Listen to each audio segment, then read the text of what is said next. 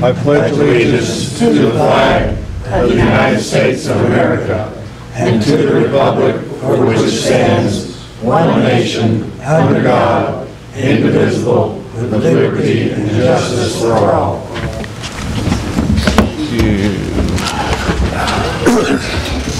Clerk, call the roll. Commissioner Hightower? Here.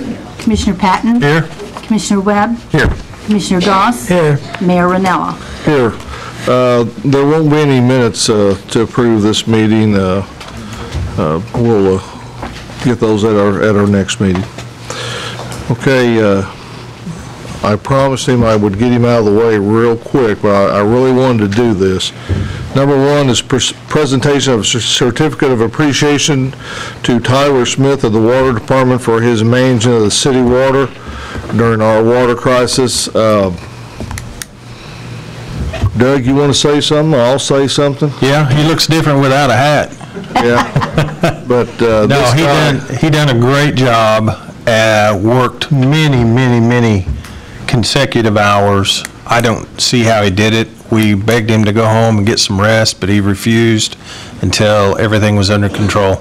Yeah, well, what he did, he stayed with us for over 2 days, and he regulated water between our ground storage tanks to our clear wells to our elevated storage. And when a lot of people didn't have nothing but air coming out of their faucets Friday morning, we had water, and it's because of that guy right there. And on behalf of the City of Marion, I want to give him this certificate of appreciation. Tyler?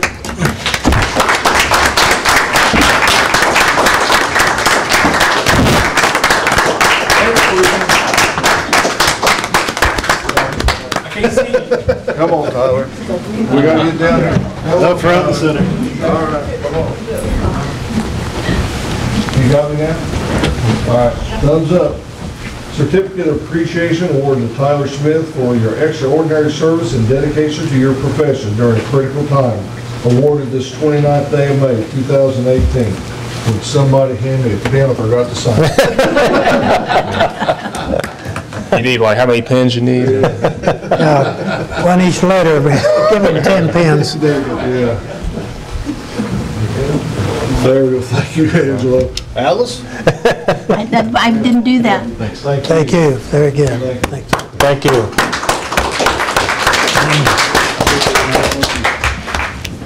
Thank you, Tyler.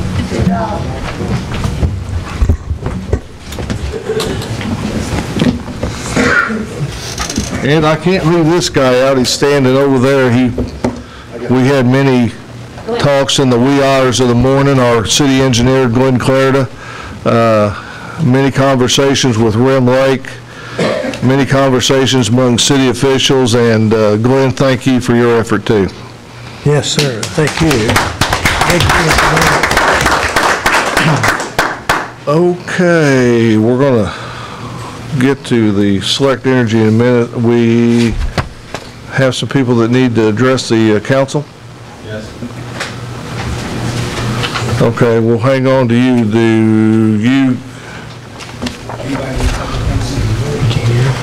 Are you guys here for the zoning? Yeah. We can do it now.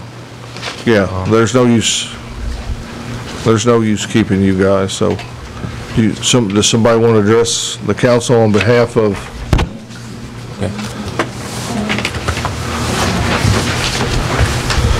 Pull it down. Okay. Hi, my name is Tammy Castellano, and I represent Lynn Thomas Properties. Greg Johns and I bought a piece of property on Vinewood, and we're proposing to build 10 apartments at this time. I can tell you that they're going to be well maintained. We will pick renters that can afford the units. We do not plan to let them look like some of the properties in front of our land. I welcome you to all go look at the properties that we currently have. You can see that they're well maintained. The renters are good people. I feel like we deliver a quality product, and I can give you my promise and Greg's promise that they will be maintained. Greg? Well, I mean, I talked to you guys here last Thursday evening, and again, just give us a chance. We want to be good neighbors, and just want to see how this goes. We mean no animosity. If you guys got some issues with us, we'll gladly listen to what you have to say, you know. Sure, go ahead. Where is going to be the entrance to this? Off of Boynton Street? Off Boynton, there's a little street called Vinewood. You're going to run over all those other things while you're there, I hope? What do you mean? Going to try to purchase it. The apartments that are there? The apartments there every night and the park department, You're talking about the, the apartments that are there. We would love to have that, but this guy, I don't know, Is our property going to go down because of this, or is it going to escalate? property values? You have to talk to, I'm not an appraisal guy, I can't say. You want us to give you a chance and see how it goes, but this isn't a lawnmower. Yeah. This is a permanent structure, so if I see how it goes and it goes straight downhill, then where am I at? Like Tammy just said, we own some other properties on 5th Street. I'm sure several of you have already looked at it. They don't look that old. No, but they're nice. Well, I'm saying this is a long-term deal. Yeah, and it's I'm just, old, but I ain't that old. well, I'm old too. It's like a house, you know, you take care of your house, then you'll be just fine. Because you're saying, that, you know, when you sit back and wait and see how you do to upkeep it, as opposed to, if you don't, I don't see you're not. That will not be an issue, I promise you. Like I'm giving you some, you're giving me like, oh, if it doesn't work out, Martha would just buy your house for twice its value. No, you're just saying, well, let's see how it goes, and then maybe you'll be happy, and maybe you won't. I look at it like building a house. I mean, 15 years from now, you don't know what your house is going to look like, and if your own personal house, then you're going to take care of it if you care about it.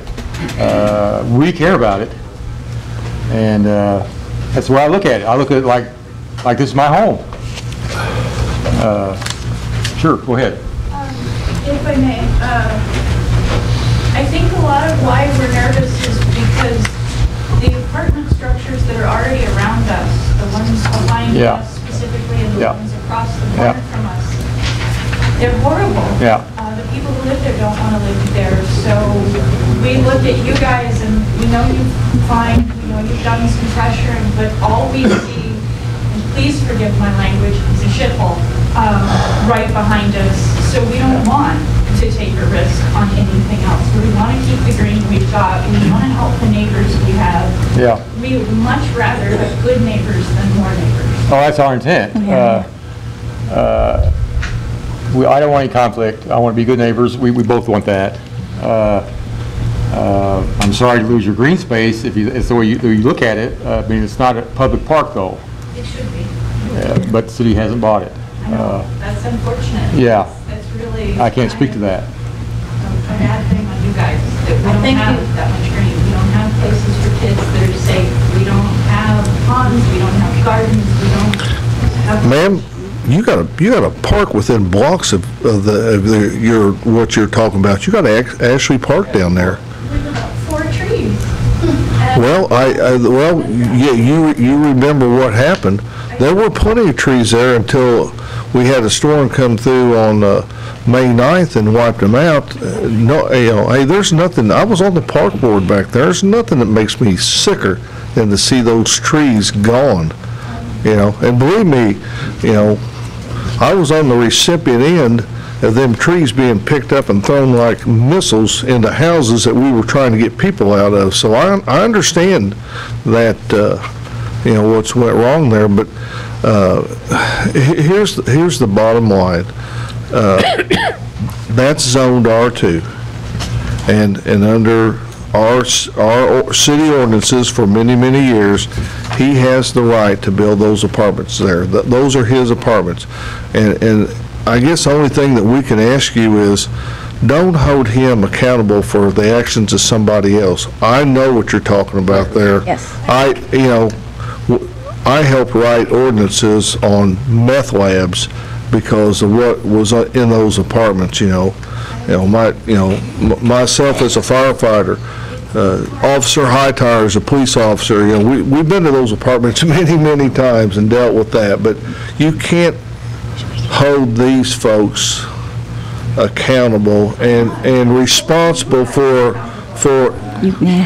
but we can only do what's within the law and the ordinance of the cities that have been there for many, many years. And the zoning ordinance says that that's zoned R2, and under R2, they can build those apartments there.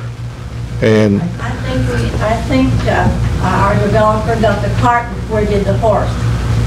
We should have come to the community and seen if we wanted more apartments. I used to work for the government, for FHA, Department of Agriculture. It was my job to make loans on apartments, to audit their books and inspect the units. Before we ever built apartments, I went around and checked with the Housing Authority and several people in the community to see if they wanted another housing apartment. And if they didn't, we didn't build them. I also went around later and checked to see there was no discrimination, and there wasn't, not on the government. now you're talking about the government didn't build them? No. Or you didn't allow private developers to build them? The government made the loans. We did not own Okay. them. We are not getting a government loan at this time. Okay. No government loans involved at all. Well, I'm telling you that we went around and checked before we built houses. The Housing Authority to see if more is needed. We live one house from the other housing authorities on Boynton Street, and those units are not filled. I'm surprised the Housing Authority hasn't objected, because they need their units filled too. And they should be filled before we put new ones in, because the people from those will, of course they'll go to the new ones, so they'll empty everything. I think the problem is, if these others were up to date, and we weren't in this problem every day with policemen out there, and fire department out there, and hearing all this all night long, then if this was corrected, then it might be easier to correct it, to accept this. And he said, possibly they will go HUD. No, that is not true. Not He said true. that the other night. Section 8 is different than HUD. Well, What would be wrong with Section 8? Yeah. Those people have to have a place to live. everybody needs a place to live, I agree with that. But I know we live on the corner, we're on Gordon Street, and every morning we go out and pick up cups and sacks and bottles and stuff from the people that up at the housing authority and the housing.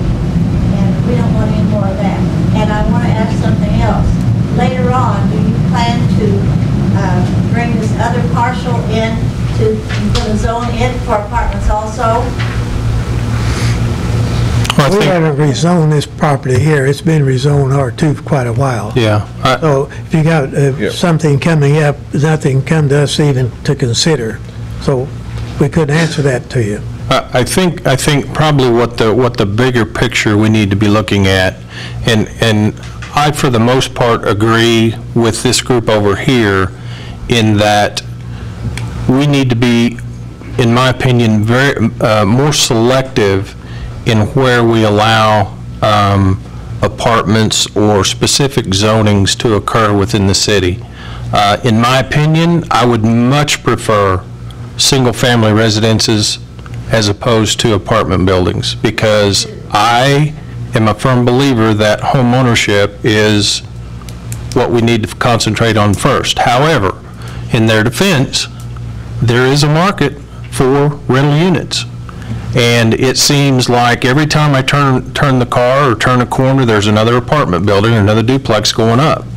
And I myself am going to look into that and look into, probably with the help of Anthony, and maybe relook at or re-examine our zoning issues and where those are allowed to be and where they are not allowed to be. I've asked Kathy to look at our R2 zoned properties, and I think in the very near future, quite a bit of those will be rezoned to R1, which does not allow for apartments. Now, if it become necessary to redo that, then to send some back into R2, that's just a matter of going before the zoning board. But but here again, I look at Anthony Franks back there, and he's and he's worked hard to make a living for his family, and so have you guys. How do we deny them the right to free enterprise? It's very hard for us, but they're only doing what's within the law. You just understand why we're scared? Yes, yeah, but yeah, I understand why you're scared because of what's out in front of you, Yeah. and Is there but nothing that can be done? But I think that's the secret, is to clean up what's out Yeah. there. And I Yeah. would hope that they would consider making this senior citizen units, because senior citizens units are usually well taken care of, mainly because they have help that comes in and cleans their apartments, and if you keep it nice on the outside, then they will keep it clean on the inside. I don't. Where's Steve at? I don't think HUD allows you anymore to differentiate between senior citizens. Open, Yeah. wide open. Yeah, we run into that at our high rises. Used to, we tried to put the people, the elderly people that had needs of, maybe they were handicapped to some degree, or had, blind or deaf, we would put them on our lower floors. Well, HUD changed all that. You may have somebody of that nature up on the 7th floor now, and that's just the fire department's problem in the event of a fire to go to whatever apartment that is and make sure those people have access. You can't discriminate because of a person's age. did I hear you say, excuse me, did I hear you say that you were not going to be HUD? Or you were going to be HUD? No, Private. no. You're not going to be HUD, so that wouldn't apply. I'll Yeah, say but- this though. Well, you're still talking about getting government monies. Okay. Section 8 comes from is funded through the government. Yeah, but So, and through it, we want to help out people that, yeah, are having a hard time. And that's the way we look at it. Older people or Yeah. single parent families, Yep. we want to help if we can. And they need it. yeah. In my settle is that, this all took place in the dead of night. If it wasn't for Bill here, I wouldn't even know this was happening. I didn't see anything in the paper. I didn't see anything in my mail. Yeah, we are required 15 days before the meeting to publish it in the paper. It was published in the paper. I can look up the date. I believe it was May 9th, just off the top of my head, I'm thinking. There's also a letter, we require to send out letters to all abutting property owners, which we did also. I believe it went out actually 17 days before the meeting. Yes, ma'am. Well, I hate to butt in, but No. I said this very same thing last week. I've lived on Kimberly Court for 38 years. When my husband and I bought our home, our main concern was there's two apartments right behind us. I'm sure you know about those two. Anyway, and there's 3 duplexes, but they were all privately owned. Well, one of them, the first one, which right now we're having trouble with them. But why can't we have a big spot of green for a while? That field back, that comes, that butts up against me. And all those homes. Would you like to purchase it? Well, care of. Well, I don't know why they have to put, why can't we just have some green grass? Who owns that property? I have had to call for the last, I don't know how many years, to get it mowed. Now, I called one day last week about that afternoon, it was mowed. I don't know if you mowed it or the city mowed it or. no, we mowed it. But I mean, there's rabbits out there, and down there in Mr. Zoe's, there's geese, and there's ducks. I love to sit on my deck and sit out and look at that green, instead of having to look at a bunch of people throwing their garbage out. That's all I have to say. I just love that green spot. Didn't they go through this several years ago about trying to rezone that as farmland? I just said you did. Yeah, she's wanting to put cattle on it. I said, I'd rather you fix it in and put some cattle on it, or some horses. Actually, I think actually what you're talking about there is people down there on the very end there, in retaliation of something that transpired in the city, brought in some hogs, and they were told to remove them, so I understand that. We all do. But you also have to understand their point. They bought that property with it already zoned R2 for their building phase plan. That's why they bought that, because it was already zoned R2. Okay. Well, I don't know about R2s or R3s or nothing. I think just, that's my concern. I love sitting there and looking. I've been retired for almost 20 years, and unless things have changed, I was able to make loans on particular buildings and designate them for senior citizens, just for senior citizens. And then the other, it could be designated for anybody. That could have changed. I've been retired for some time. Yeah. But I would like to see extra senior citizens. Well, we'll take senior citizens. There's no problem with that. No, I don't want to do that. I want to be welcome to everybody. Everybody. So there's nothing we can do about those present apartments out there that's decrepit? No, we can't. We're not talking about them, Bill. No, yeah, we are, yeah, that's, The major issue. you know, that's something that, you know, we, When you're facing it every day, it's a bigger major. Major issue, I understand If it. you guys lived right next door to this and it was coming into you, how would you feel? Well, I agree, it's a major issue. It should be cleaned up. No, I agree with I'm you. talking about new ones. I'm talking about new ones. Well, like the mayor says, the law is the law, and we have to deal with the law whether we like it or not. It's R2, and the people spent their money to buy it. And I'm really sorry for that. I understand you spent quite a bit of money to buy that.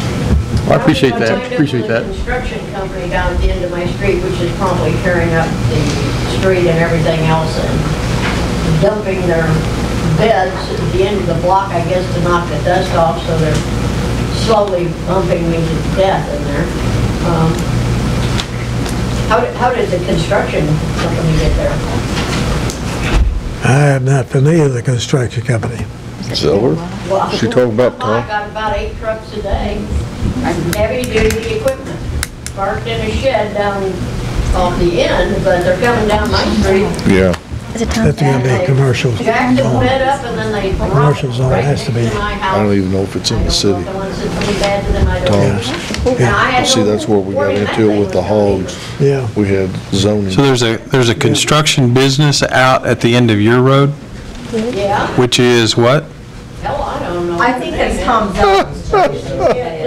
No, This the, guy here knows, let him tell you. the name, I want to weigh in so bad, but I can't. the name of the street that you're talking about. Cedar Lane. Cedar Lane, The end of Cedar Lane. very end of Cedar Lane. I'm right at the corner of Cedar Lane and White across. You know, Anthony? It's Tom Zeldin. This is Zeldin. Okay. Yeah. Well, he's a nice guy, but he's nice guy. Hell out of the street. On Cedar Lane, Cedar Lane. It's Tom Zeller. I believe that's his residence.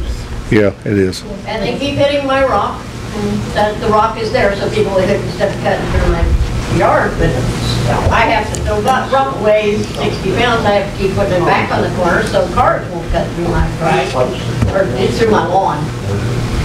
Most of us have a rock to keep people from driving through our lawn. I can look at that. Street commissioner, that's one thing we can look at. Yeah. Yeah. And I'll look at it tomorrow. See if he's overloaded. And Yeah. if you, Ed would ask if they have to necessarily make the big bang right next to my house, The big, if that's needed. the big bang? Yeah. Okay. They got the load bed jacked up and they drop it and bang it. That's B-A-N-G bang. Okay, I'll look into that for you. Knocked a pillar underneath my house. I'd see it. And dragged it back in there. I'll look into that tomorrow. That part I can handle. The R2, What are they, no trouble. are you saying that they're dumping something back No, they're there? not dumping. No. They're just banging the bed for God knows what reason. Probably dumping the, I assume they're yeah. getting out to the, whatever's left. Yeah, they're of the dumping it out in the there. bed of the truck that way. Okay. We'll look at, what is your name? Apparently I am. I feel like we're just being railroaded. It doesn't make a difference what we say, it's what goes through anyway. And ma'am, Give our opinion. yeah, and we really appreciate that, And when you Yeah. hear on the other set of apartments, be sure and let us know, because Yep. I've got about 10 stories worse than the ones you heard tonight, living next door to them.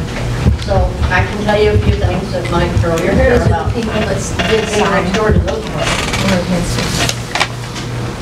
So you guys can't promise me that you can lay down on that, whoever's built those ungodly apartments We- out there and straighten that up for us? We're gonna work now, on it. you're talking about the ones just off of Boynton, right? Yes. Yeah, Woodland Apartments. Yeah. Yes, Right, on by yeah, River Bassett. yes. They're a mess, and Yep. it needs to be straightened up. I'm sure I'd feel a lot better about this if they were straightened up, but I just don't want another mess like we got. No. My gosh. No, And I really don't think you're going to have that mess. it's embarrassing. You gonna sign a paper saying that? Well, we'll just go after them if they, That's fair. That doesn't work very well. I'm sorry, I don't buy that. No, that. Where's Tom Zeller? That's the person she was talking I against. used to call and now I just gave up. I don't buy that at all. I look at it like having a personal home. If you find a home in your neighborhood, are you gonna go after them? Or are you gonna let the city do it? I take care of my home. Well, somebody else, your If neighbor. somebody else's home, I can't do anything except go to the city and Yeah. ask them. Yeah, same here. And like I say, they burn up my phone, I burn up Doug. my patience. City can't do everything. But I go out there once a week, I mow my lawn, and I get a garbage bag, and I go between Can't my make house somebody. and them, and collect garbage. The only thing I can say about the garbage is a good thing I was a nurse for 40 years, so I don't puke all the way I'm doing this. Because there's some unmentionable things in that. You talking about your neighbor? That's in that utility easement between me and the apartments. Yeah. That's not my objective, that's not our objective. I'm just saying, Yeah. I want these guys to know, I want to know, if you want to get down on them and you need some testimony, be sure and let us know ahead of time. Don't say later, well, nobody came and told us Yeah. what was going on. Well, you're on record. Okay? They You're on can walk record. up to your car and open the door and say, take me someplace. And you don't know if they've got a gun on them or what. Whoa. That's not acceptable. Bigger than I am. That's not acceptable. They don't see, stop the car, went out. We had a man that walked across our yard in Caddy Corner for about a week. Daring me to do something. We didn't do anything, so I finally quit. Well, I think my main concern, I am again, the apartments, it looks like what they're gonna put up looks like they're really nice ones. I saw she just showed me pictures of them. Yes. And they're gonna be completely cross-built for me, thank God, right now. Because you know, my property line is staked out, but I'm over the easement, I take care of all that. But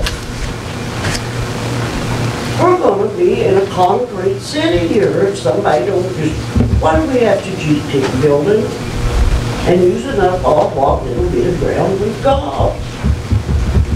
Does that, I know that makes no sense to you, it makes sense to me. But they, you just drive around town and there's not very much I mean, green. I've lived here all my life. I've lived, That's all over town, well, listen. yeah, I know what you're saying. Those apartments they keep talking about, the wood lawn and whatever, those are beautiful. They are. But you just kind of stroll around town. My God, I'm putting in there. There's houses on University Street that I'm ashamed to say I live in Marion. Yep. Know exactly what you're talking about. We've had a lot of conversation about that. Right now on my street, that duplex is privately owned. Police has been out there, I think, like 3 times in the last 2 or 3 weeks sticking those signs. You clean this up in so many days, or you get fined so much. He had trash stacked up in the backyard. I know the individual you're talking about. Trash service, so the neighbors couldn't open their windows. We, Probably took it out to the sheriff and what else out of his pickup truck and got rid of that somewhere. He can put it in our dumpster when we build. He can use our dumpster. you don't want to get started with this Yeah. guy. I know who she's talking about, yeah, no, you're, For sale sign in the yard. he don't own that. Put it in our dumpster, okay. Yeah, he just lives in one of those duplexes. We deal with him once a week up here, don't we, Kathy? On Vinewood, our buddy, Okay, would. Which one? yeah. Oh, lives in the duplexes. People all the time calling about, he's got trash everywhere. I think he goes, picks it up and just sell it and everything like that. By my count, I've got 3 of you guys sitting up there who have told me you know exactly how bad this is, and it's been going on all this time, and you don't seem the least bit ashamed of that. Now, I want to know how that happens, that you're saying, yeah, you got this, you got this, you got this. You're the city council. Well, yes, unfortunately, those people have rights Yes. of ownership. I'm ashamed, you're not ashamed of Oh, that. we're, No, don't tell me what I am. No. Please don't. wrong there. No, Wrong there. but people have rights, and we have to follow a law as to how we go about. It's probably the right thing to do, is to take a bulldozer to all those apartments. Yeah, that would make all you happy, but guess what? Then we would end up buying them. So, don't, we address those apartments all the time. And he comes in there and does just enough to make it right. So, we do. So, please don't tell me we don't. The City of Marion has been actively involved with those particular apartments for a long period of time. The city only has the power to fine individuals that do not follow the law. If they make a decision to allow the properties not meet the requirements of the city, then what happens is the city takes them to court. We file an ordinance violation against them. They end up paying a fine. But what I cannot do is get an order requiring them to do specific things because, as the mayor indicated, they have property rights too. Just because you and I might believe it to be an eyesore doesn't necessarily mean that we have the ability to destroy those things. And there might be activities that you and I might not agree to or like being taking place on that property. But I can't do anything to stop it necessarily, except law enforcement has to catch them and they do their job. I believe that the City of Marion Police Department does an excellent job with the resources that they have available to help the people in this town. So please don't think that the council and the city does not do things, because they do. My friends and I had this discussion today, we went to Frederick. And there's a couple of the houses there that used to be so pretty. The people that lived there were nice people, kept them up. Well, he says, why do you let that bother you? I said, I can't understand why people don't take pride in their stuff. The one biggest thing that we can't control, I guess I have to just and it's sad, but we can't control people's personal traits. And, as long as they keep their it's just a different era. Is that green area for sale? I mean, that property, would you sell it? Would we sell it? Yeah, the green property, We haven't anybody offered. would you sell it? Everything's For a for good sale, price, isn't it? everything has a price. Everything's for sale, right? As long as the price is right, everything's for sale. See, the other thing we're really dealing here tonight is, we're not asking for a request to change zoning. We're just dealing on a variance here. That's all we're dealing with. Mayor, can I make a suggestion? I think that you guys should have a blue ribbon panel and have everybody here who has concerns show up. And almost like a trial, let them show pictures, testimony, and consideration for their rights as well. In the neighborhood, they pay taxes. We have the highest property taxes in Illinois. No, we don't. Well, we have high property taxes. I know because... But not as a result of Marion, though. Well, I want to say this. Okay. Regardless, these people have rights, and they should be heard. Yeah. It should be a formal... Mr. Ball, that's why they're here tonight, is Yes. they have been heard. So I know what your political aspirations are, and you don't need to tell me. Yes, it is. We haven't seen you until you come up here and run, and I'm here now. that's right. And before that, we had never seen you before you come in and put in for commissioner. And, so you're here every meeting with your great ideas for Marion, and, we got some pretty great people up here on this council.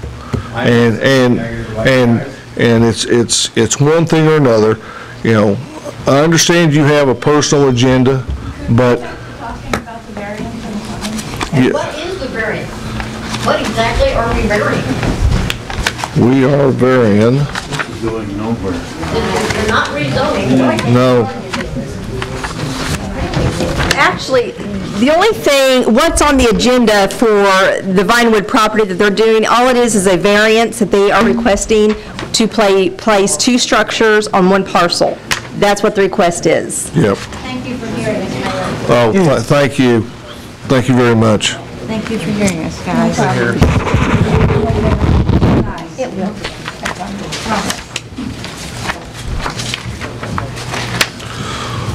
Well, we got to do what's within the zoning board did their job and recommended the variance. But I want to tell you guys right here, there's 33 people that signed for those apartments not to be there. And I think I speak for this council to say, we're going to ask you and depend upon you to do what you've promised these people, that you will keep those apartments nice. Yep. And if you get somebody that's not keeping their property up, we hope you do the right thing and send them packing. We're gonna vote for what the zoning board recommended and what the zoning is. We can't deny that to you. But I'm asking you, this council is asking you, on behalf of these 33 people, to be good stewards of that property. Thank you, we will. That's the way to look at it. Yes, we'll Yes. look at it too, yes. Okay, guys? Thank you, Mayor. All right. We might as well get this one here out of the way. Well, let me tell you something, I sweat it blood out anything.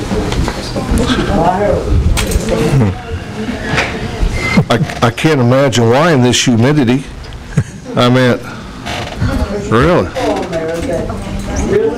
Really want to go make something, but they're out there. Okay. And I didn't vote So- to go out there making. Okay, thank you.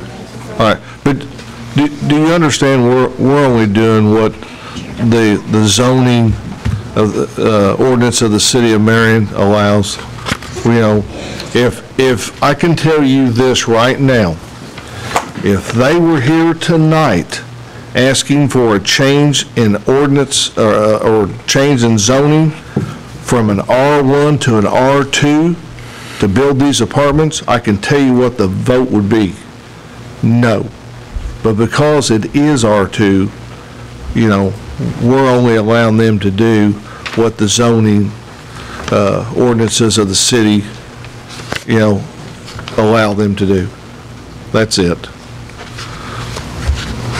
Kathy, if you don't mind, I would like for you to clarify, for not only our benefit, but for the audience as well, the variance that we're asking, or that we're voting on tonight, allows for 2 buildings to be set on 1 lot. That's the variance that we're voting yes. on. Yes, that's what you're voting on. And in R2, that is allowable as long as it comes from the recommendation of the zoning board and approval from the city council. Correct. Correct? Correct.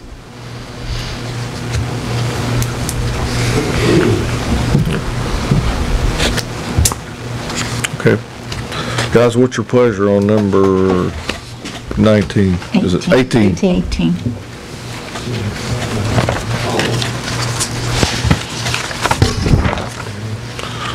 I've lost my... Well, I don't see we have a choice. And I'm in sympathy with the people that object to this thing, and I certainly hope that the city will make some stringent efforts to clean up those apartments. We need to redouble our efforts, some way to get that done for them. Well, I think... It's embarrassing, but Yeah. I don't think we have a choice but to approve the zoning board's request for variance. Yeah, I'll make the motion.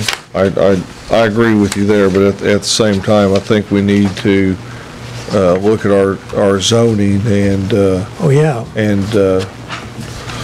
Yeah, put a lot of our R2 into R1 where, yeah, I agree. you know, City of applicable, Marion, and this will take care of this as well. Yeah, I think we need to, Mayor, I'd like to be involved in those discussions and help with that, please. Thank you.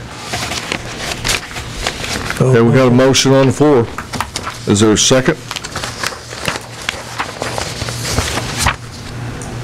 That lot size is 270 by 160, am I looking at that right? Yes. We feel that's ample enough room for both sets of apartments.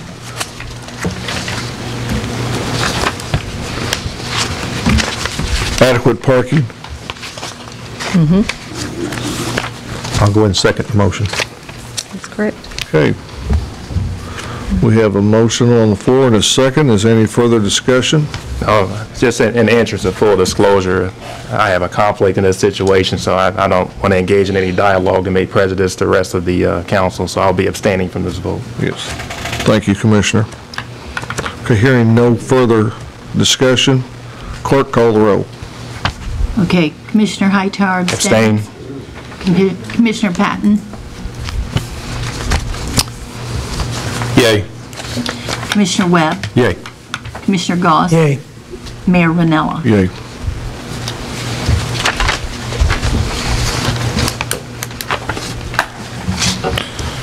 Well, we're back in here hardly anything. What did you say? You passed it? Yeah, we allowed the variance for it's already zoned R2. Okay, so we allowed the variance for them to build those apartments on one lot. Okay, that's all we allowed them to do. All right? Well, I'm gonna leave. Anything else? Before I leave, can I say one thing? Yes, ma'am, you may. This has nothing to do with zoning. Why can't someone down on the corner of Boynton, Hendrickson, and Fort put some arrows for turning? You know what? We're actually working with IDOT on that right now. We've asked IDOT to consider the turn lane is already there, and we've asked them not only there at Boynton and Hendrickson, and we there, but also at Boulevard Street. There. 5 lights trying to make a left. And that's exactly what I told them over in Carbondale. I said, come over and try to make a turn east onto Boynton Street and west onto Boulevard off of Court and see how many lights it takes you to make. They were supposed to put, Yeah, so, IDOT was supposed to be, IDOT was supposed to be considering putting up cameras, I'm not mistaken, Mr. Clarida, at some point that would delay that turn where you could do it. It's a big problem. I come through there every day. but you're right, it takes, As the IDOT is supposed to be putting up cameras, if they were planning on, that would delay the turn, but see. It's state. Yeah, we can't handle it. Well, Well, we're trying to get them to fix Court and Main, all that concrete there. Supposedly they're going to do it right after Memorial Holiday. We'll see, but anyway. Thanks for Thank you for coming. Yes. Thanks for your Yes, Julian. Yes. Oh yeah. Yeah. Stevens? Yes. Yes, I'm Stephen's wife. John, Yes. nice to see you again. Yeah. He's a good friend of mine. Yep. Your dog's a good man. Yes. Thank you for coming. Okay. Yeah.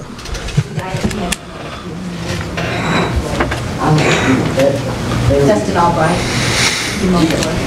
Now we got number 19. No, we got Select Energy, we got Select Energy, yeah. I don't think, This zoning board Yeah. 19 is still. yeah. Anybody else want to address the council? Come on. Please do, please do.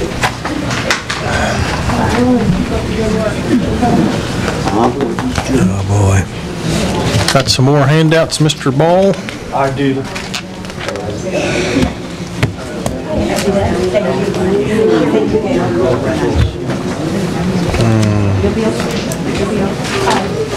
Sir? Anybody from the press that I haven't already passed? Yeah, they all got them. When is their next board meeting? Here.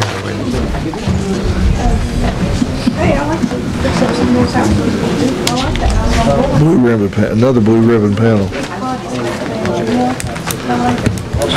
Okay, well, I'll just be as brief as possible. We all know the crisis that hit here on the, I believe it was on the 16th of May on the water.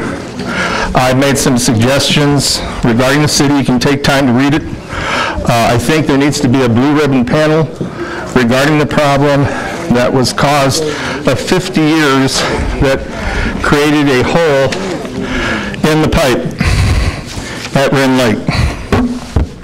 And if something is not done, which you folks may already be all over this, which is good, that we could have another water crisis here fairly soon. Because this is 50 years in the making. How much longer it will hold, who knows? I'd be very interested in hearing anybody's suggestions on the council. And from there, I think I pretty much said everything I need to. Well, actually, I mean, I don't know if you saw in the news, they've actually going to begin either already commenced or they will be commenced soon building a new pipeline. A new pipeline? Yeah, so $1.5 million. Yeah. Yeah, and if So you, problem solved there. do you have Facebook? Yes. Well, then you should have seen that in the very near future, probably next week, I'm going to convene a panel of businessmen, business leaders, laborers, any water people to resurrect the possibility of alternative water source. And that, I'm not just talking about maybe building a lake. There's a lot of things that can be laid out here on the line that need to be discussed, but we all knew this 10 years ago when we were mandated by 3 federal judges to look for an alternative water source, and maybe more than 10 years ago. When was the last court date, Glenn? We started in 1988 for alternative water supply from Marion. That was job number 88. Yeah. We started at Redwoods Lake, we went to Devil's Kitchen Lake, we went to Sugar Creek Lake. Yeah. Options that we started. But the final, I guess, nail in the coffin when we ultimately was We were denied the third time. First time, the judge in Benton did not turn us down. The second time, we in Benton, we cleared 650 acres of the lake. They appealed it to the 7th Circuit in Chicago. 3-judge panel overturned it again. Yep. So that's, we have been on this, Mr. Ball, and it's a travesty that 175,000 people got all their eggs in one basket. We're going to try to change that around, and hopefully we can get that done. So I think you're right. I think maybe in the blue ribbon panel, people, because you got different alternatives. You got the Ohio River, you got the Mississippi River. From what I understand, you got the Marion Lake. You've got some pumps, some secondary pumps, ponds, just so that there's some alternatives to the water supply. it's not an alternative. I can tell you that right now. It's not. Okay, thank you, sir. Thank you. Select Energy. Anybody else? Man on the front row, would you like to address the council? You, I'm talking to you. Okay. Anna? thank you for your patience and diligence in this matter. You know, but you got to see democracy at its best. People have an issue, they got a chance to come up and air it out, and that's, I know we appreciate that. Very, very seldom do we have people here that even act like they care, and that was a good group of people, and that do care, and that's you know, that's what we're here for. So you have the floor, young lady. Well, thank you very much. Good evening, City Council, Mayor Ranella, Gail, everybody here. My name is Anna Balujo. I am from Select Energy Partners. I brought a couple of people here. Alicia Hill, everybody knows her, I think. And then Mark Berry is an addition to our team. And I'm going to introduce Mark fully a bit later and have him talk about the market outlook for this area and in general. I wanted to thank Gail for inviting us to be here and for everybody for having us. Select Energy Partners has been helping the City of Marion as well as many other communities for the residents to save money through municipal aggregation. We've done that for a long time, since 2012. A couple of years ago, Select Energy Partners and Affordable Gas and Electric, AGE, formed a group called Southern Illinois Aggregation Partnership, which created the largest aggregation in the state of Illinois with 100 communities. So the City of Marion, through our work with the council and our expertise in understanding the market and issuing bids and selecting a good supplier partner for you, has saved the residents of Marion $1.5 million in our work together. And it has saved the groups, the consortium as a whole, close to $10 million. So we know, we're very proud of that. We're happy to be here. I know that Mr. Reg Ankrum from CIMIC stopped by a couple of weeks ago and talked to you about extending the current contract, which ends in December of 2020, to perhaps a year, and he provided a price. I guess one thing I would say is I'm not certain how he provided a price. It's impossible for him to have done that, a valid price, that is. When suppliers actually price an aggregation, they need the actual data for the residents. We, as your consultant, have been, where we are authorized, and we take our responsibility very, very seriously to go ahead and manage that database where all that highly sensitive information is, and we also protect that information.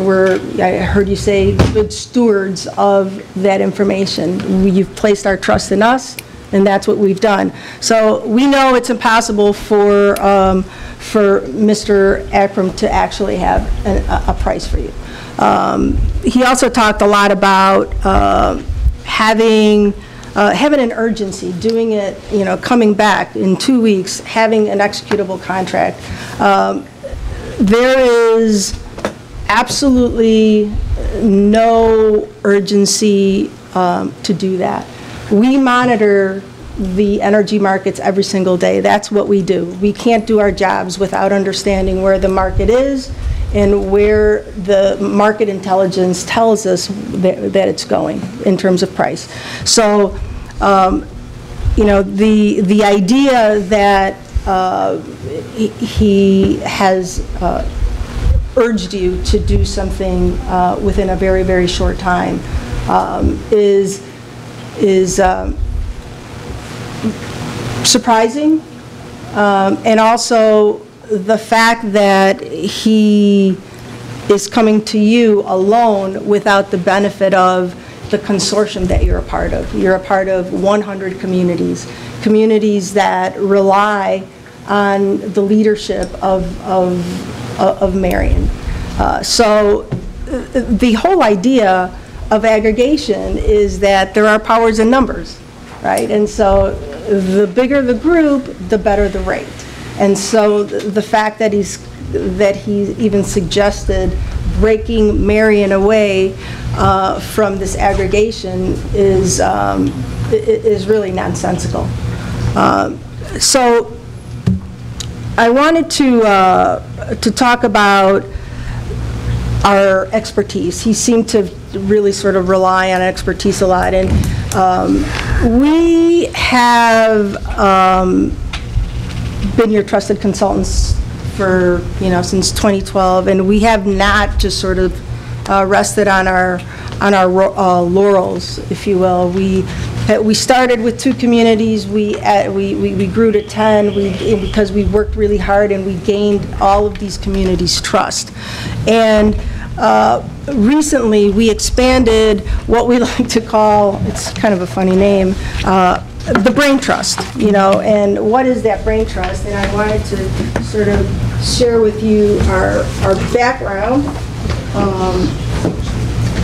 of the people who manage this program for you.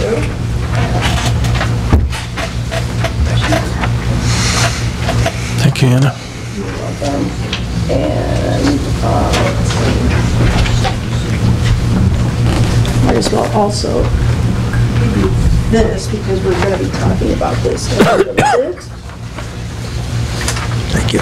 You're welcome. Thank you. And thank you. So a couple of things. I said that I would introduce more fully Mr. Mark Berry. Mark Berry is, we're so happy to have him, and I'll tell you why. He is an individual that has been on the supplier market, you know, and he ran and started the municipal aggregation and program at Consolidation Energy. He's a former VP of municipal sales for the largest supplier in the country, and he's on our team. And so I wanted to sort of have him come over a little bit and sort of let us, give us a picture of where markets are going and why this isn't an urgent matter to go ahead and extend a contract. Thank you, Anna. Yeah, and again, I think at the risk of redundancy, there's not a big sense of urgency in the marketplace today. The marketplace has evolved. I have been, again, on the supplier end of the food chain since Constellation started their governmental aggregation program. And I think we're in perhaps unprecedented times that we've got market stability. And it's a combination of factors. You know, it's gas-fired generation. We've got a robust economy. There is a disconnect between crude oil and natural gas at this point in time. So it's almost a perfect storm as it relates to pricing. Now, am I saying volatility is going to go away? Of course not. But we see a very stable market at this point in time. And the other thing I wanted to emphasize too, and again, being from the supplier end of the formula, is that there is a true benefit to scope and scale. Again, you've got 100 communities here that basically, from a supplier perspective, is treated as one. And I can assure you, again, formerly being in the supply business, that there is better pricing associated with that. So. Yeah, I understand that part. As far as a consortium of cities with that, is it Does any of the cities have any disadvantages because there are different energy profiles? I mean, would that be a There are slight possibility? variances in the energy profiles, but I would maintain that that is offset, again, by the buying power. The volume of the, As a whole. yeah. So would it be your recommendation to hold off as long as possible to? Yeah, I don't think there would be anybody in the consortium that. You want to get on the mic so it can be. Oh, we want you out of the camera. There it is. We refer to it as We're load. blocking my view. You're fine. Thank you. We refer to it as load factor, how much individual communities consume, and it does vary some, but again, I would maintain that delta is pretty nominal in that regard, and at the end of the day, there's much greater benefits in being in a 100-community consortium than going it alone, so to speak. Now, those prices he showed us look pretty good, though. I mean, is that something you could match at that time? I mean, what are those prices you were shown? Yeah. Yeah, and I would go back to what Anna I had can't see it said. getting any better than what they showed us, you know, What you were shown before? 2 weeks ago. Yeah, a little over 5 cents. We can probably, if you were really dying to see prices, we could talk about that and run pricing. I would assure you that it's lower because of the very things that we talked about. You know, you're in a group with a lot more load. The negotiating with suppliers all of a sudden becomes very interesting. I mean, we've got very, very keen interest from suppliers wanting the business of this consortium, and that makes their numbers a little sharper. They're sharpen their pencil, and now that we have Mark that is on this side of the table, they're getting much more competitive. I will assure you that they Or sharpening that pencil a little bit. Even more. They will be more competitive because Mark understands the supply side of those transactions. And when you're soliciting quotes, how many suppliers do you guys go through? You know, it ranges. When we first started the consortium, we sent it out to like 16. 16? Since then, I would say the market, there are not a lot of suppliers who can actually do aggregation well. They have to be able to enroll, 30,000 people at once, and so that the operational expertise that they need it really sort of falls to about between 4 or 5 suppliers. That's what we've learned in the marketplace. Yeah, and that's basically a fiduciary responsibility of the consultant too. We know who the reputable suppliers are in the marketplace, and we are not going to solicit bids from those that we know have maybe a spotty history in the marketplace. So at this point in time, I think the market is mature enough that we know who the players are. We know who to solicit, and we know who is going to do a good job on the program. Is there ever a time where you feel like it will be advantageous to pull a trigger on trying to get executable pricing even in advance of the expiration of a current contract? In advance of the, oh, absolutely. Oh, yeah. Oh, yeah. We like I mentioned, we monitor the marketplace every single day, because if there is an opportunity, a dip in the market, we want the consortium to be able to take advantage of it. And we can very quickly solicit executable pricing for you to... Well, I think we kind of did that the last time, didn't we, Anna? Because didn't we sign a new contract like 3 months in advance or something like that? Yeah, or maybe more? Yeah. So we're all continuously looking. Yeah, and yeah, we will look for what we consider on a historical basis an attractive entry point, and we will engage customers immediately at that point in time, saying this would be a buying opportunity. And we talk about daily pricing. Actually, it's hourly pricing in the energy market. Yeah.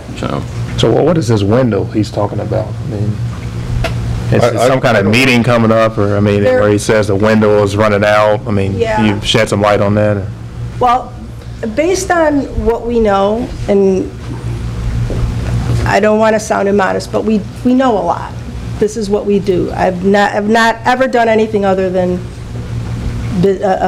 energy, and so there isn't anything other than Mr. Angstrom coming here and sort of jumping the gun and trying to squeeze us out. That's my impression of it, because there were no hard facts, no, I mean, the fundamental reason why it's an advantage to get lower pricing, he dismissed out of hand.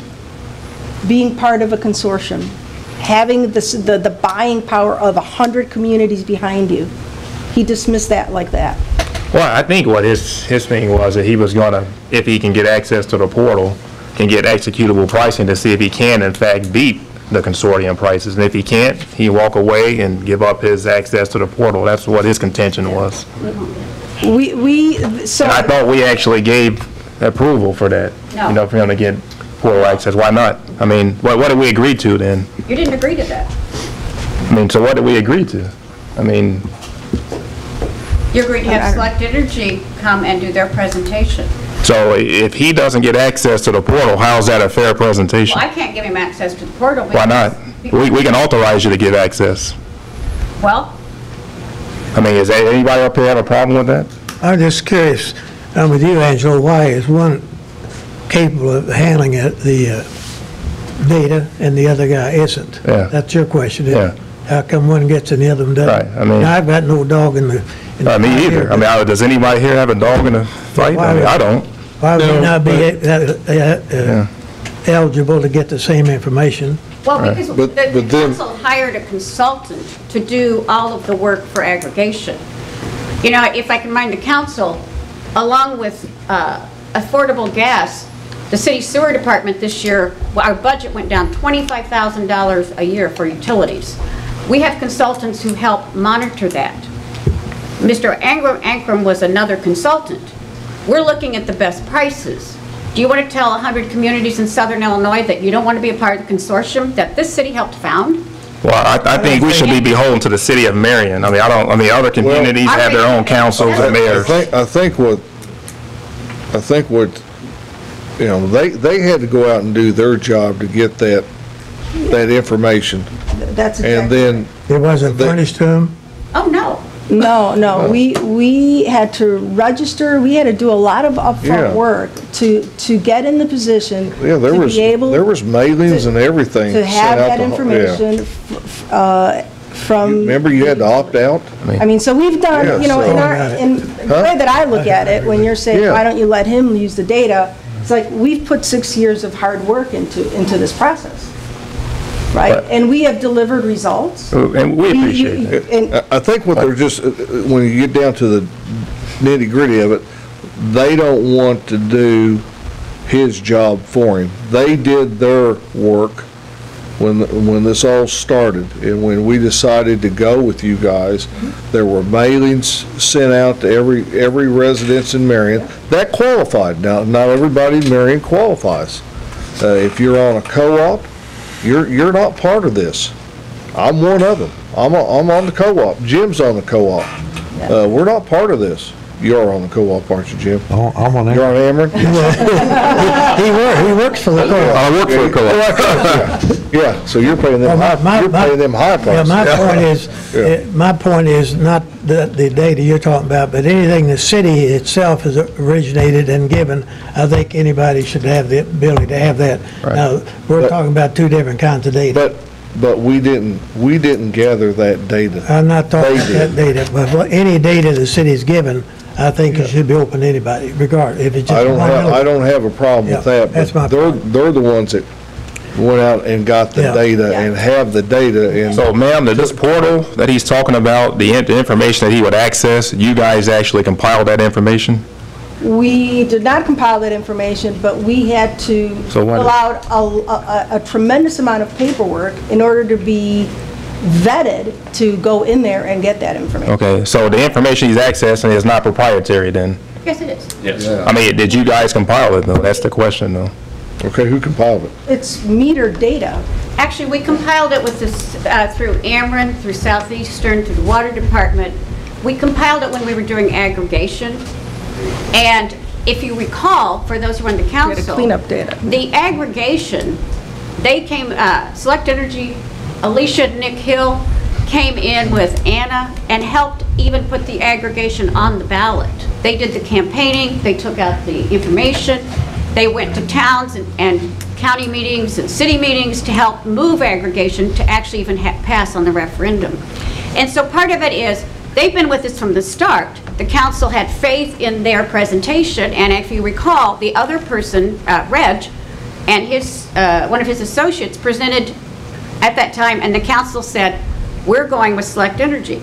The council chose them, we've had a commitment to them, and the data that is there is like giving somebody your social security numbers of everybody in town.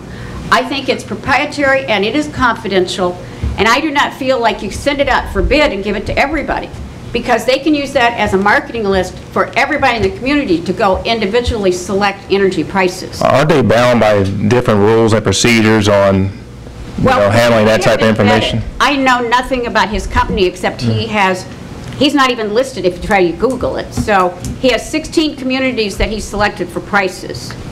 But I don't know anything about him. Now, couldn't he go through his own vetting process if he wanted? Well, but part of it is the city would have to give him access to the data, which in fact breaks up our consortium. No, I wouldn't think that. No, that wouldn't break a consortium. Yeah, it will, but may I? Only if you accept his proposal. Yeah. In regards to that data, part of what we did, which took a long time, we did work with people in City Hall here to understand which residents fell within the jurisdiction. We had to go through a very extensive cleanup process, which took hours and hours and hours. We did that.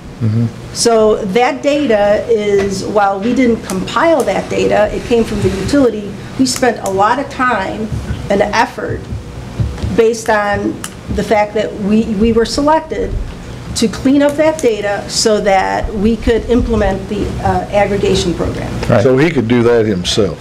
Well, he needs. He can't because it's already done. No. Well, he has to have access to the portal for it to be executable. No, so Ameren would not supply him with that same data? Why not? Why wouldn't they? Well, the data's already cleaned. Can somebody help me?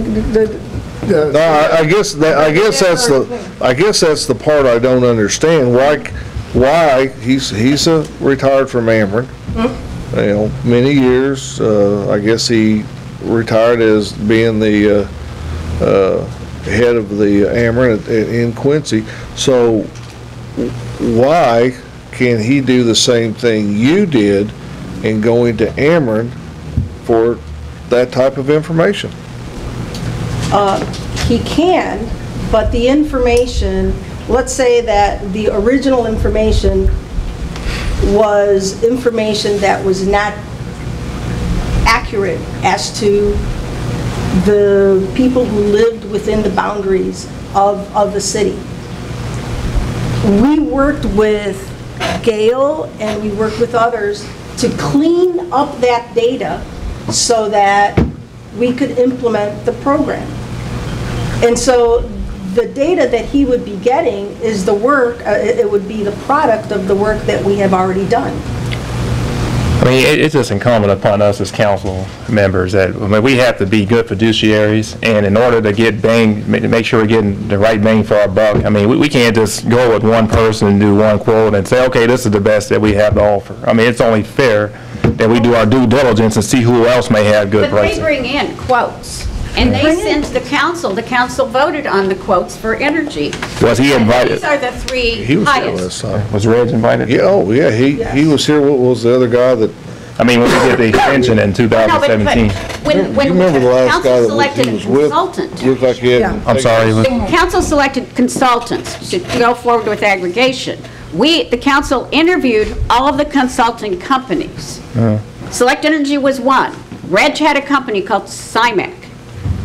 And there was another company that... Good Energy. Good Energy. Yeah, there were a number of companies that came forward. The council sat there and interviewed and had a number of specific questions to select a consultant. They get the prices, and the consultant, we don't pay the consultant. The consultant is paid, as he would be too. I mean, they make money off of this. This is not like I'm going to come and help your city. They get a commission from the energy company. So and the faith that we have in the people that are doing it. I think what you're doing is saying they can get us a better price. No, they can't. Yeah. And I mean, that's, I know commodities market. Right. I've been a broker. So And- part of it is, what you're looking at is you're jumping at a future price that doesn't exist. yeah. He quoted a piece of paper and said 5.63%. Well, I guess and to your question, I guess what I would add to that is, I think if nothing else, Anna has kind of elaborated on the complexity of compiling all of this consumption data, thoroughly vetting that. Trust me, at the end of the day, that is where the price comes from. For somebody to come before this board without access to that data and to quote you a price that has no basis of fact. No basis. And we understand that, I mean, but again, that's why you need access to the portal. Well, number one, we're talking about something that's 2 years out plus. And you're speaking. Our contract doesn't even expire to December of 2020. The extension is speaking for a different council. We have a contract now. I mean, did we have that philosophy then? I mean, what? New council seated in April 2019. This contract is over December 20th, so. Yeah. Yeah. December of 2020. Here's my thing, and I'm sorry, Anthony, go ahead. No, I mean, I think we're saying the same thing. You know, why are we getting into something that a new council should address?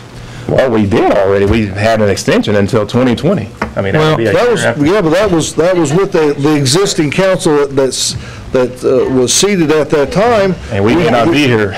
No, we did a 3-year contract because if you'll see, the prices, lowered just somewhat. Last year. We took a 3-year contract. We could have took a 2-year contract. We could have took a 1. First. But the council at that time, we took a 3-year contract because the price was better, and we saved the residents of Marion money. The next council will do the same thing. They will probably agree to there'll be a new. No, it won't be. It'd be into its second year.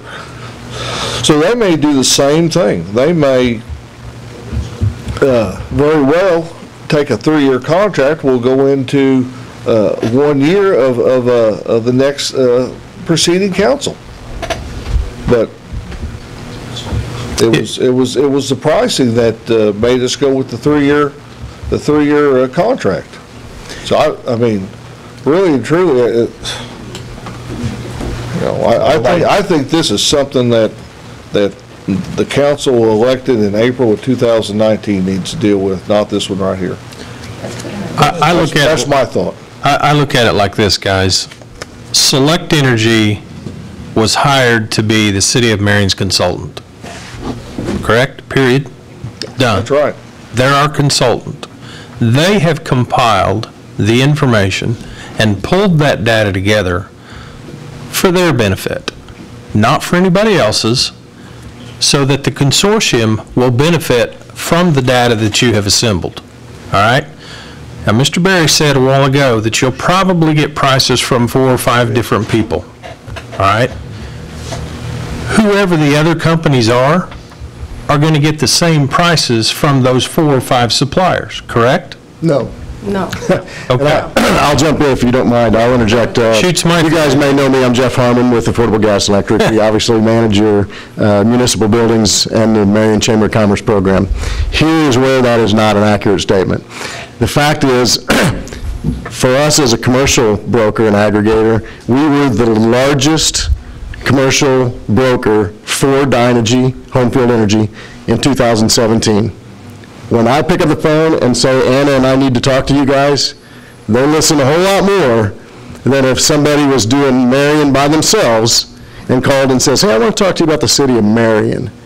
That's a good thing for you to have that individualism. I agree with that. However, in this case, I'm telling you that the rate that we pull collectively, which is why we formed the Southern Illinois Aggregation Partnership and managed 100 communities. That is why we formed that partnership, so that we could leverage that volume for you guys and for your residents. Absolutely. Taking one out of that is like taking a small piece out and saying, well, we think we can do it by ourselves. The mere definition of aggregation is combining load so that you have volume to go bid for. Without that load, they do not, and this is what Mark said earlier, without that load, the other folks do not have near the same leverage that we do when we bring that same load plus to the table. Which is exactly where I was going with the conversation, in that we are comparing apples to oranges when we're talking about the consortium versus the City of Marion. You're right. Okay? Our numbers are good, but they're a whole heck of a lot better with the other 99 in it. Yes. And if you want simple proof to that, the sheet that Anna handed you shows Cymix communities that were negotiated 2 weeks different from ours, and our rate is lower than his. Exactly. And that's why those two communities It's simple. joined. And that's why Heron and Cesar joined our Southern Illinois group. So, sorry, go ahead. Reg can't, correct me if I'm wrong, cannot, or anybody else, I'm not just picking on Reg or saying Reg, he cannot negotiate based on the consortium of 100 different communities without that data. Exactly. And what we're asking, I think what you are wanting to do is give Reg that data.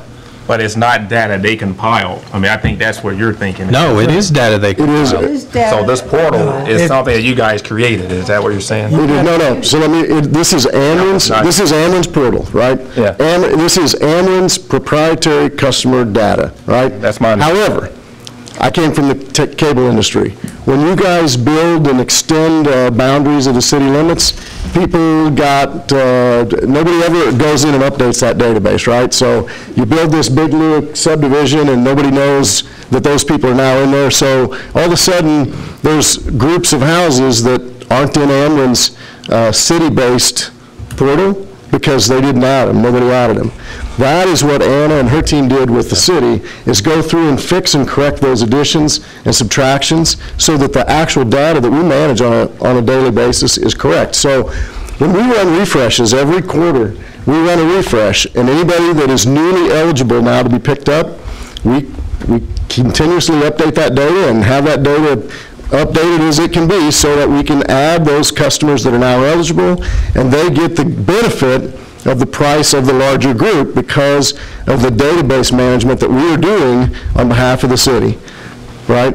And so to give somebody access to that data, if you want to do that, you can do that, but they're only going to have access to the City of Marion's data that we're managing and fixing. So if it gets out to somebody else, I don't know where it's going, but I know where it's going with us, right? We control that data, we manage it, we know that nobody can change anything. If you give access to somebody else, they could literally go in and change that data, move something around, do something different to that data. They could do that. They would have access to do that, right? But they wouldn't have access to all of the other data for all the other communities that we have, because every single community would have to give them access to that. And he's not going to those. The last quick thing that I want to mention is that I just left a city council meeting in Heron where Reg obviously made the exact same presentation with the exact same numbers that he was throwing around, right? And not that you guys do anything that Heron does or that vice versa, but clearly Marion, Carbondale, Mount Vernon, and Heron, you guys are sort of the catalyst, and Marion has always been the catalyst for Southern Illinois.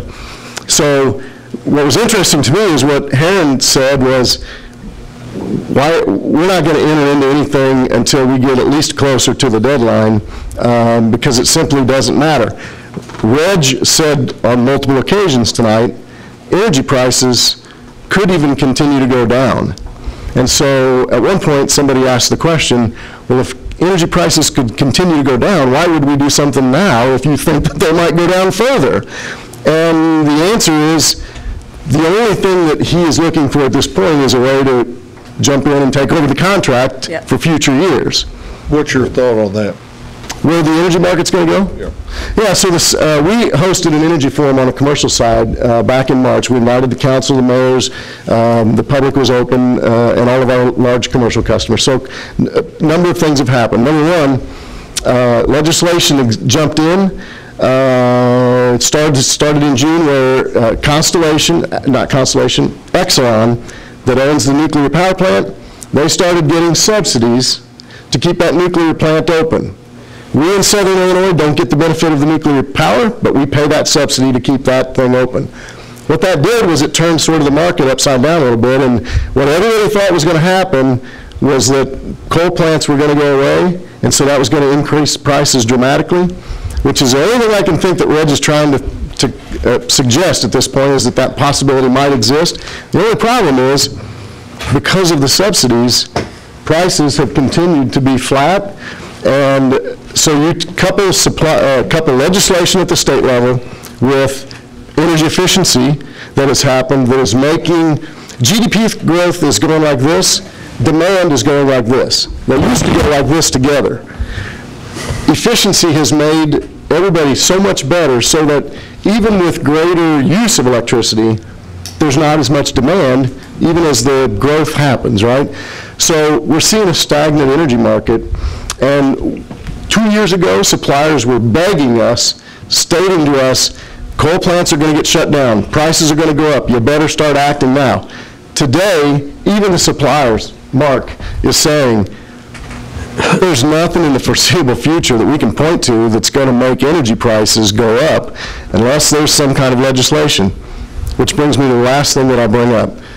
If you start to look at a rate that's 2 years out, which if we found something that was just incredible for the entire group, we would have been here already talking to you about, but we don't see any sense of urgency from that standpoint.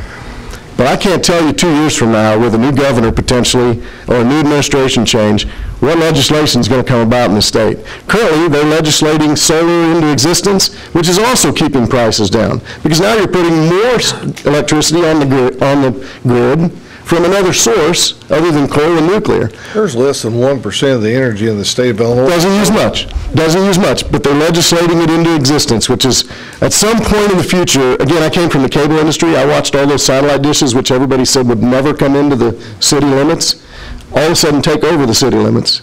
And then they were everywhere, and Charter Communications or Mediacom lost all their market share for video. But now, people have internet, they watch video on internet. They watch video on their TV from cable. They now watch video from their phones. I think in the future you're going to see where there's multiple sources of energy that could potentially come into a single home or a single business, and that's why I see that energy prices in the short term have nowhere to go but flat to declining. So that's why I say to you again, there's no sense of urgency from our standpoint. If there was, we would have been in here. We came to you guys with the city's accounts and said, commercially now is the time to act, and it was, and the results were there. So that's kind of that's Market 101 research from my perspective. Yeah. Well, I appreciate all this conversation, but I'm with the mayor. I think we're just talking about something and we can't do anything about anyhow, so let's wait till the contract is due. I do have a problem. 3 years ago, we had different people give us proposals. I didn't know we signed a lifetime contract with Selecta. So I say when this contract comes due, other people should have the right to present their proposal. They did. I'd say, but the way I'm talking here now, it sounds like we've only got one that we got in mind. I think everybody should have the right. I guarantee you, and before in December or November 2020, there'll be several. Reg will be one. Yeah. Right. Will come. And if you want to talk to those, here's what you've got away is where's my benefit? We'll draft a perpetual contract. Yeah, I don't have any problem with Selecta, but I think it's fair. We're okay with that. Yeah, no problem with that. Yeah. Anyhow, we're going nowhere with this because we're not going to do anything tonight anyhow. I don't think we need to do anything. I don't think we need to do anything to 2020. No. Yeah, I really don't. I really think they've proven themselves to us, too. So yeah, I do, too. I feel comfortable with you guys, you know. Yep. Thank you. And we're happy. Well, you look like you can be a television host or something. He was. He's a game show guy, yeah. Yeah. He does. It looks like a television host. Dating game. Yeah. Just an observation. I apologize for jumping in. No, thank you. Cleared up a lot of things. It's always good to see you guys. Yes, thank you. No, we're good. Thank you. No. If you guys need something, call Ann or I. Be happy to sit down. Where are we? I've lost my... Man, we're late. We'll sneak out of your way, Dan. Thank you. Yeah. How are you? Going up. Okay. Thank you. Thanks, thank you.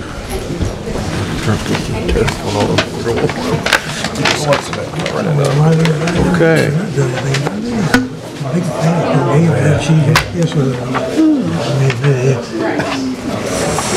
I'd like to make a motion that we approve 2 through. Everybody ought to.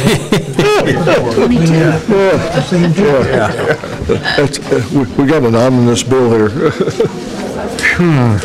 Interesting. Yeah. Angelo, you use such big words, I'm not sure what he's trying to tell. I just, yeah. I agree with you, Angelo, what'd you say? Well, you know, here again was. I think our captive audience left. Yeah. I think we wore them out. Okay. Doug, number 3. Oh, is it my turn? Yeah. All right, we have got or taken bids for the approval. I'm asking for approval and purchase and installation of metal wall panels and ceiling for the new water plant maintenance building. We got a price from A1 Building. It was included in your packet, so my recommendation would be to approve A1's price for I'm going to use the word skinning the inside of our metal building at a price of $27,362. Does that include prevailing wage? I am sure it does, but we probably ought to check. Yep. Because normally he will put that in his contract. Prevailing wage. It's in the box on page 3, Anthony. Prevailing wage for crew, building specifications. Yes. Right in the middle. Yep. Yep, okay. That's the only thing I wanted to make sure that we are upholding the prevailing wage laws as they apply to the City of Marion. Yes, sir. Okay, we got a motion? I'll second his motion. Got a motion second. Hearing no further discussion, call the roll. Commissioner Hightower. Yay. Commissioner Patton. Yay. Commissioner Webb. Yay. Commissioner Gauss. Yay. Mayor Ranella. Yay. Number 4? Second item for the Water Department is council approval for Sean Robinson to fill the vacancy in the Water Department as a laborer full-time position. Pay rate as stated on the labor according to the labor's local union 773 collective bargaining agreement from 2015 to 2019. That would be my recommendation. Second. Got a motion and a second. Hearing no further discussion, call the roll. Commissioner Hightower. Yay. Commissioner Patton. Yay. Commissioner Webb. Yay. Commissioner Gauss. Yay. Mayor Ranella. Yay. Commissioner Webb, Police Department. Yeah, item 5, we have some bids in here for a purchase of, looks like 3 SUVs, is that correct, Chief? Yeah. Approval of bids, so we need to open bids first. I need to approve the squad cars first. Is that a line item? I don't see it. Need to approve what? You need to approve purchasing the cars first, and then we can open the bids. No, it doesn't say that on your agenda. You got approval of bids to purchase. So we don't have the bids. We approved the purchase of the vehicles in our budget. Yeah. But you Proceed. I don't want to approve something I don't know the price of yet. Oh, either. So, yeah, we'll go ahead and open. It sounds like an appliance dealer. We just got 2 bids, so, Johnny, you want to What? assist me, sir? I certainly do.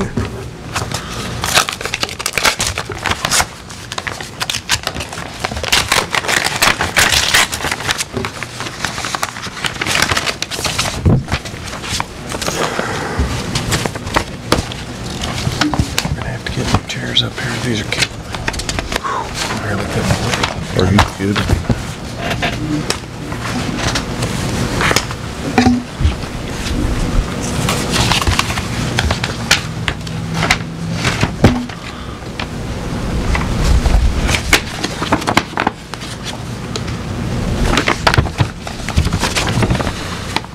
You want me to go ahead and start, Mayor? You need some help? Hey. Huh? No, he's waiting on him. Oh, okay. You want me to do it? No. Oh, you're the boss, what you No, I was just wanting somebody to read a bid. Speak it there. Okay, I've got bids from Marion Ford. Okay. This is for 3 units as mentioned, and the price is at $30,301.94 each unit for 3 units, which would be a total of $90,905.82. Does not include the logos and et cetera. So there was 30,301.94. That should be police package Ford Explorers. We asked for quotes on the SUVs, so those will be for Ford Explorers. These aren't what you want? Yeah, these are 2018 Explorer 4-doors. Well, the bids we put out were for SUVs. Yes. Oh. I was just letting you know that that's what that was for, Explorers. No, I understand that, but they're not police package vehicles, or are they? Yes, yes. Yeah, they have the police package. Yes, it's got all-wheel drive police on here, so. But he just has a note here at the bottom says does not include logos, so I guess it's a specific Marion logo is probably. Yeah, he's talking about the lettering. We have that done after the fact. Yeah, okay. But they are a police package. Okay, yeah, okay. I thought that's what you meant. It didn't designate police package. No, they're listed in the bid as police. Okay, all right. Sorry about that. All right. I have a bid from Absher Arnold for 3 Dodge Durango service units. Price of each is $28,260. Total of $84,780. Delivery will be within 12 to 15 weeks. Is that a problem, Chief? Is one of them for the resource officer, though? You'll need it before then. No, this doesn't include a SRO vehicle. Okay. This is an order unit. Delivery will be in 12 to 15 weeks. Is that a problem? That's usually about what it takes. Okay. But I'd have to look over that to see if it has all our specifications, because It says vehicle is 10,000 cheaper seems a lot. It says it's equipped as agreed, but, you know, you need to look at it and make sure. Yeah. What was your total bid? $84,780. Mine was $90,905.82. That's $2,000 a unit Yeah. cheaper. This Yeah, that's comes the with thing, I an mean, LED spotlight after. Oh, you said 28,000. I think you said 20. No, 28,000. Okay, okay. Well, he includes an aftermarket LED spotlight also on it. Okay. So one's a Dodge and one's a Explorer? Exactly. Yeah. You, as a car man back there, he can probably shed some light on what's the better vehicle. I would wonder if the Dodge would be a four-wheel drive or all-wheel drive like the Ford Explorer. Can we see what they listed on the Dodge? It just says as equipped. This ain't Here, an all-wheel you drive. read the Dodge. All I'm going to do is the steering wheel and the backup the camera. Here's the rest of it. No, this is mine. It's his envelope for that. Thank you.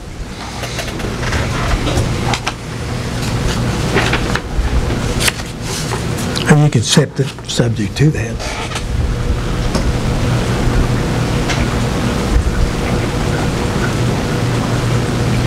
Now, this Explorer is an all-wheel drive, it's listed. What did the bid call for a four-wheel drive? Yeah, the big call for all-wheel drive. Arnold said it has all the specs agreed to you.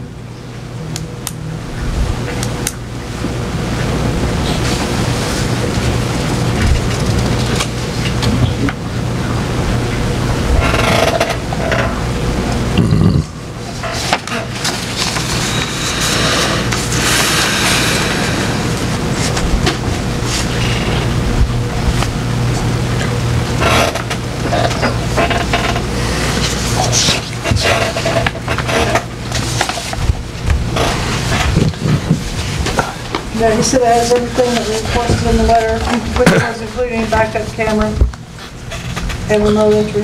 In the Durango? Yeah. Will that be your motion to accept a little bit of? Yeah, you're in agreement with that. I don't have any choice. You got Yeah. it. Yeah, I mean, we took bids. Yeah, we took bids and they're the That'd be my winners. motion to go with Absher Arnold, low bid. and 3 SUVs for the police department. For a total price of $84,780. Exactly. Do I have a motion? The only thing that's not included in this is just the additional aftermarket, the light bars and stuff. That's separate, so. Okay. It's not need a bid. Yeah, if we could include But you'll- the bid in addition to Now, aftermarket. one of those will be taken off will that be taken off the unit we're replacing? Yeah, one of those, the Or insurance. will they fit? Will they fit? No, there's gonna be a couple new things we have to buy, but that's figured in, the insurance company's gonna send us a check for that. So we have everything stripped off that vehicle that was wrecked, and then the insurance company and the bid and what I sent them from Millicom, it also includes the price of putting a new cage and a new, light bar on the vehicle, because we knew they wouldn't fit. So, the insurance is paying for that. They're sending a separate check for those. Okay, all right. Okay, we got a motion? I'll second it. Got a second? Any further discussion? Call the roll. Commissioner Hightower. Yay. Commissioner Patton. Yay. Commissioner Webb. Yay. Commissioner Goss. Yay. Mayor Vanella. Yay. Number 6, Yeah, we have ordinance 3449. I'll let Police Chief talk a little bit about that, but it's basically talking about approving qualified entry-level police officers. This basically just is an ordinance allowing already trained police officers to apply to the police department with the City of Marion. They can just apply directly without going through testing procedures. And this just says that we're just going to take applications. They still have to go through the normal hiring procedure, interview, all the background checks. This just enables us to take the applications. We're not promising anybody anything. That's why it just says qualified entry instead of lateral. They don't transfer seniority either. They No. start at the bottom, so. Start at the bottom. Well, they would start probationary too, because they already have PTI, and that's per the contract. okay. We're up there with a police department that's downstate, under the downstate police officers' pension fund. They can transfer that fund over to ours, right? Yes. Yeah, but it has nothing to do. But that has nothing to do with seniority, pay, nothing like that. No. A lot of this is hinging on, correct me if I'm wrong, it's hard, the PTO school. PTI classes are very, very limited, yeah. I can't even get a reservation in class till 2019. And we're looking at hiring an officer to replace SRO. I can't even get them in training. So that's part of what's fueling this is. And this actually came from Carterville. It was written by our labor attorney, Rhett Barkey, so we know it's well written. So, what's your pleasure, Commissioner? Put that in form of a motion. Got a motion? Second. Got a second? Hearing no further discussion, call the roll. Commissioner Hightower. Yay. Commissioner Patton. Yay. Commissioner Webb. Yay. Commissioner Goss. Yay. Mayor Vanella. Yay. Thank you very much. Thank you for hanging around.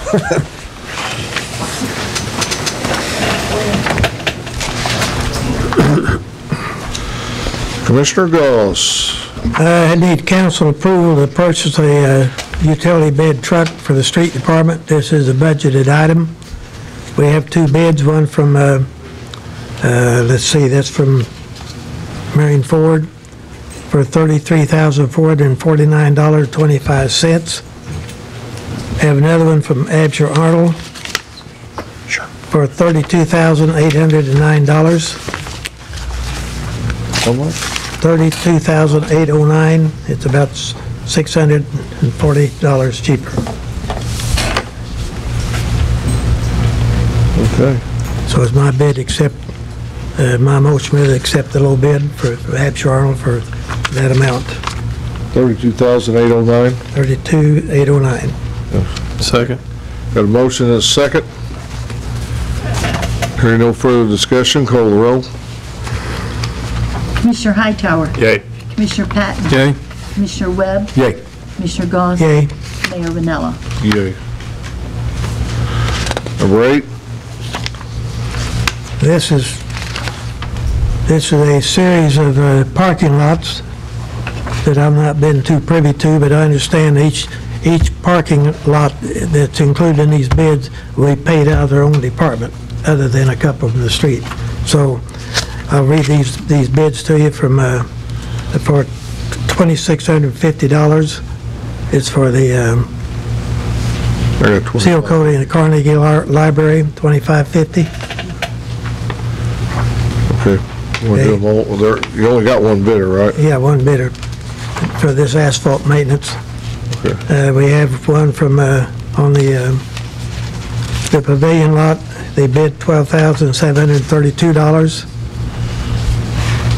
The Marion Police Station for $2,550. And the senior citizens for $39.95. My understanding that each one of these bids will be assigned to the appropriate department. So my motion accept these bids. Second. Who's gonna do the striping? We'll do the striping, they'll pay for the paint. Street department will stripe it. As usual. Okay, all right. But we already got the paint. Yeah. So why would they want to have to pay for it? Well, we have to recover some money. You don't understand. You want to make this one big motion? Yes, I made the motion to take all of them. Okay, we got a motion and a second. Call the roll. Commissioner Hightower. Yay. Commissioner Patton. Yay. Commissioner Webb. Yay. Commissioner Goss. Yay. Mayor Vanella. Yay. And we have one other item, Mayor, they need a council approval, approval of the bids for the spray foam solution on building number 3. It's a budgeted item, and I'm not sure that I've seen that price. I don't think it's included in mine. Okay. I don't think it's in my package. Okay, we'll just hold off on that. We'll hold on it, yeah. Okay, we'll table number 9. Yeah.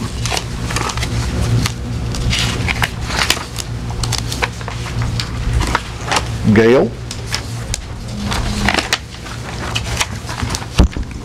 Yes, number 10, council approval for Alexis Wagner to fill a vacancy as a part-time shelver.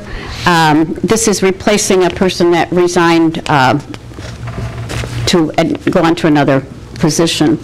So it's an existing position. And library interview team has met, and the person has been interviewed and meets all their qualifications. I'll make that motion. Got a motion? I'll second. Got a second? Call the roll. Commissioner Hightower. Yay. Commissioner Patton. Yay. Commissioner Webb. Yay. Commissioner Goss. Yay. Mayor Vanella. Yay. Go ahead. Number 11? Number 11, the library board has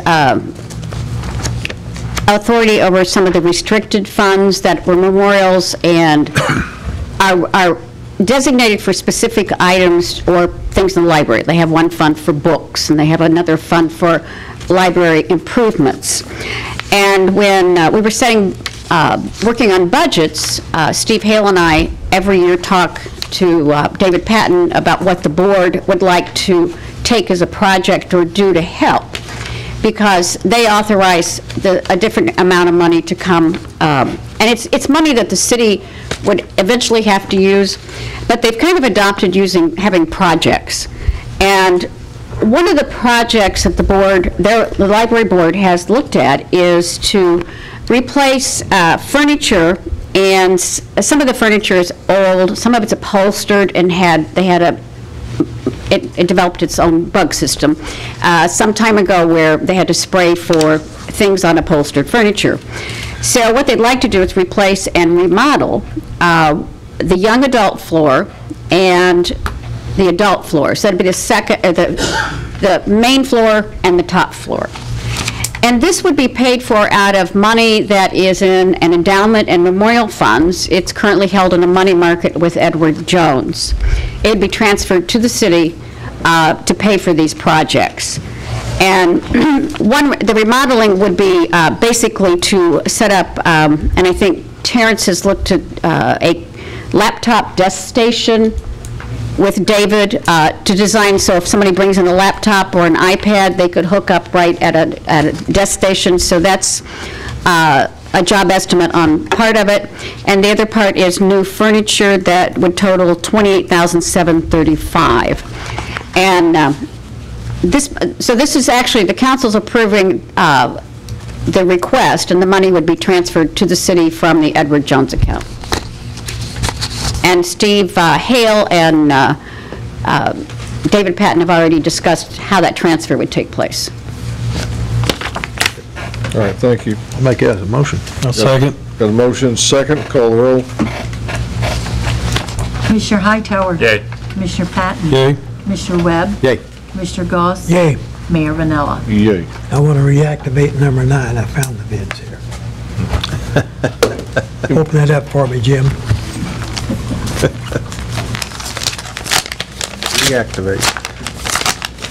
You table it, we have to open it up again, can't we? Yeah, we didn't vote on it or anything. No, we can do it. What do you got? Yeah, mine's with the Comfort Zone cellulose insulation. And that business is located on Golf Course Road here in Marion, and the total price is $24,800 even. Okay, now I have one for RSP Heating, the total of $26,463. This is a budgeted item, and I make a motion we accept the low bid of 20, what is it? $24,800 even, and I'll second that motion. Okay. A motion and a bid. Got a motion and a second. Any discussion? Call the roll. Commissioner Hightower. Yay. Commissioner Hightower. Yay. Oh, I'm sorry. Commissioner Patton. Yay. Commissioner Webb. Yay. Commissioner Goss. Yay. Mayor Vanella. Yay.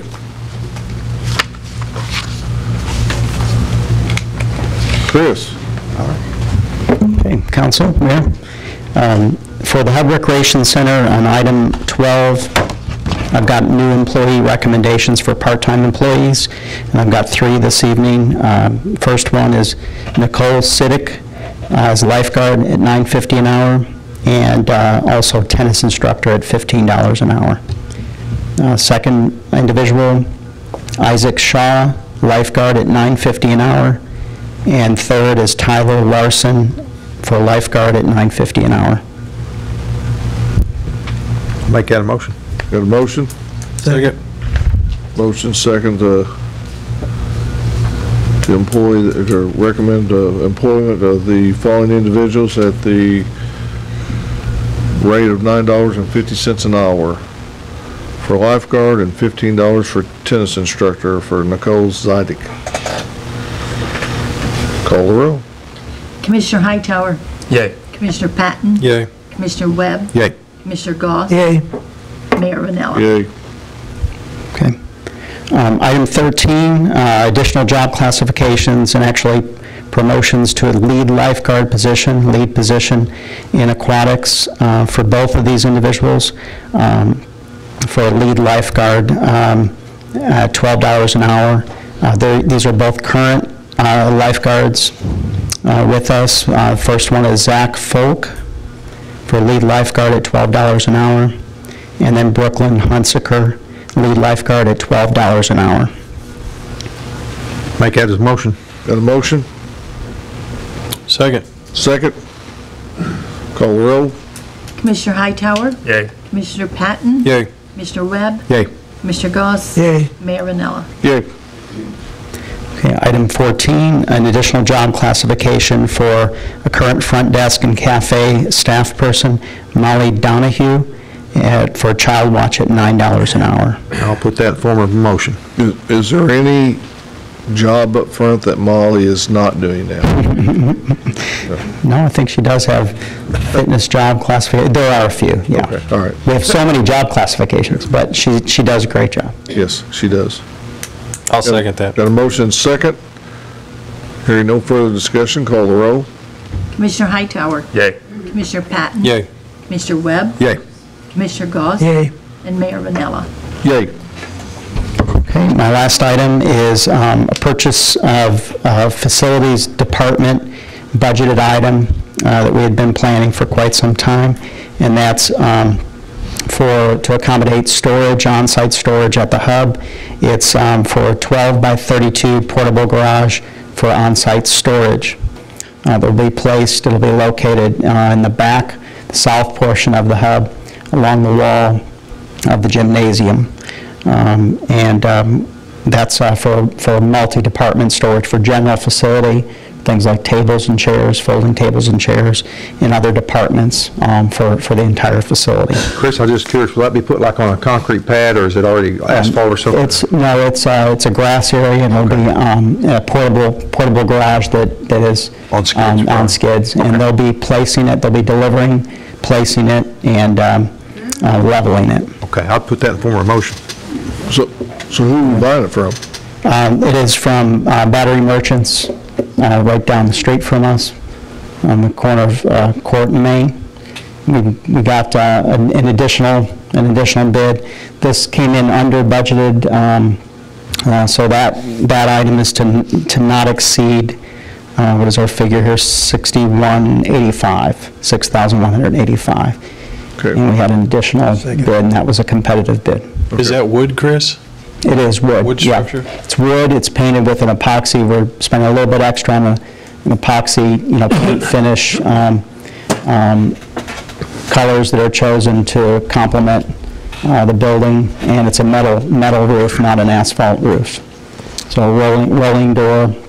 So it does have a rolling door that's lockable? That's lockable. Is it steel or is it fiberglass? So a steel rolling door. Perfect. I think anybody with steel. No, I'm thinking about breaking it. If it's on skids, they It's going to be very secure. Yeah, it's pretty big, though. Yeah. Pretty big. And we're electing to have one walk-in door and no window. Awesome. So just minimizing a little bit of cost there and just what we need. Security, but that sounds like you got it covered. Okay, we got a motion and a second. Call the roll. Commissioner Hightower. Yay. Commissioner Patton. Yay. Commissioner Webb. Yay. Commissioner Goss. Yay. Mayor Ranella. Yay. Chris, how many lead lifeguards do we have? Seems like every week we Yeah, we've got another lead We've lifeguard. got some that are moving on that have been with us since the very beginning of our operation. Seems like They're moving on to a lifeguard school every and week, so- careers. Yeah. So we maintain the same number in terms of accommodating the hours. Right. So I believe we're maintaining at 5 with replacement of 2. So we've got some moving on. Thank you. Okay, Boynton Street, this is kind of from last meeting. Ron Ferguson indicated he was resigning from the board, so we need a motion to accept his resignation. I'll make the motion. Got a motion? Yeah. I'll second. Got a second? Call the roll. Commissioner Hightower. Yay.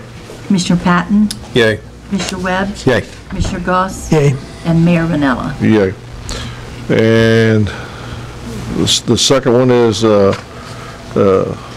appoint Lisa Wilson as chairman of the Boynton Street Community Center Board to fill the vacancy left by the resignation of Ron Ferguson. I'll make the motion. You got a motion? I'll second. Got a second? Hearing no further discussion, call the roll. Commissioner Hightower. If I'm related to her, I'd have to abstain. But she is a good choice. Yeah. Yes. Well, I shouldn't even say that. Commissioner Patton. Yay. Choice. Commissioner Webb. Yay. Commissioner Goss. Yay. And Mayor Ranella. Yay. Okay, moving on to 19.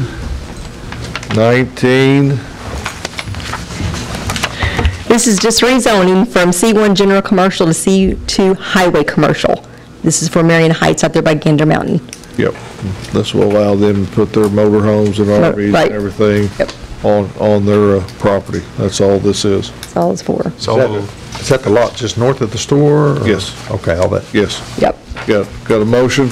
Commissioner Hightower, second from Commissioner Webb. Call the roll. Commissioner Hightower. Yay. Commissioner Patton. Yay. Commissioner Webb. Yay. Commissioner Goss. Yay. Mayor Ranella. Yay. Okay.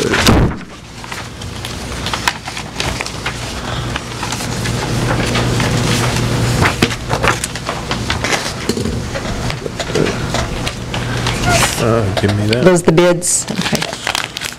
To demolish all the buildings at 1711 Morgan Avenue. Is that right on the corner? I think so. Is it Anthony? Is that Jeter? Who? Yes. Yes. Yes. And you have talked to them, they got everything out they want? I talked to Ted, he said, what was left in there has been stolen and been stripped out, he said, take it down.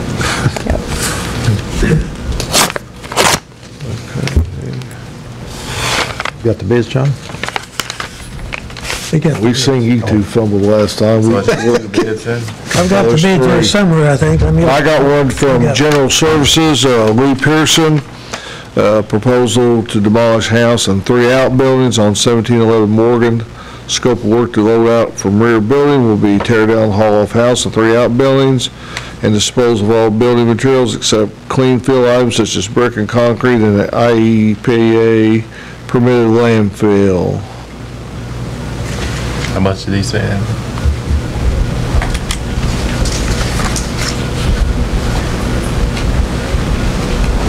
Does it say?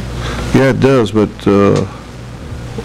why is he exempting except clean fill items such as brick or concrete? What about block? What about foundation block? You know to cover everything. Yeah. Bid should cover everything. Take it out. Yep. We have landfills that take building materials. Yes. I mean, it's not like that. Yeah. It's not a guide them or anything. No. His bid is $5,280. Where's that from?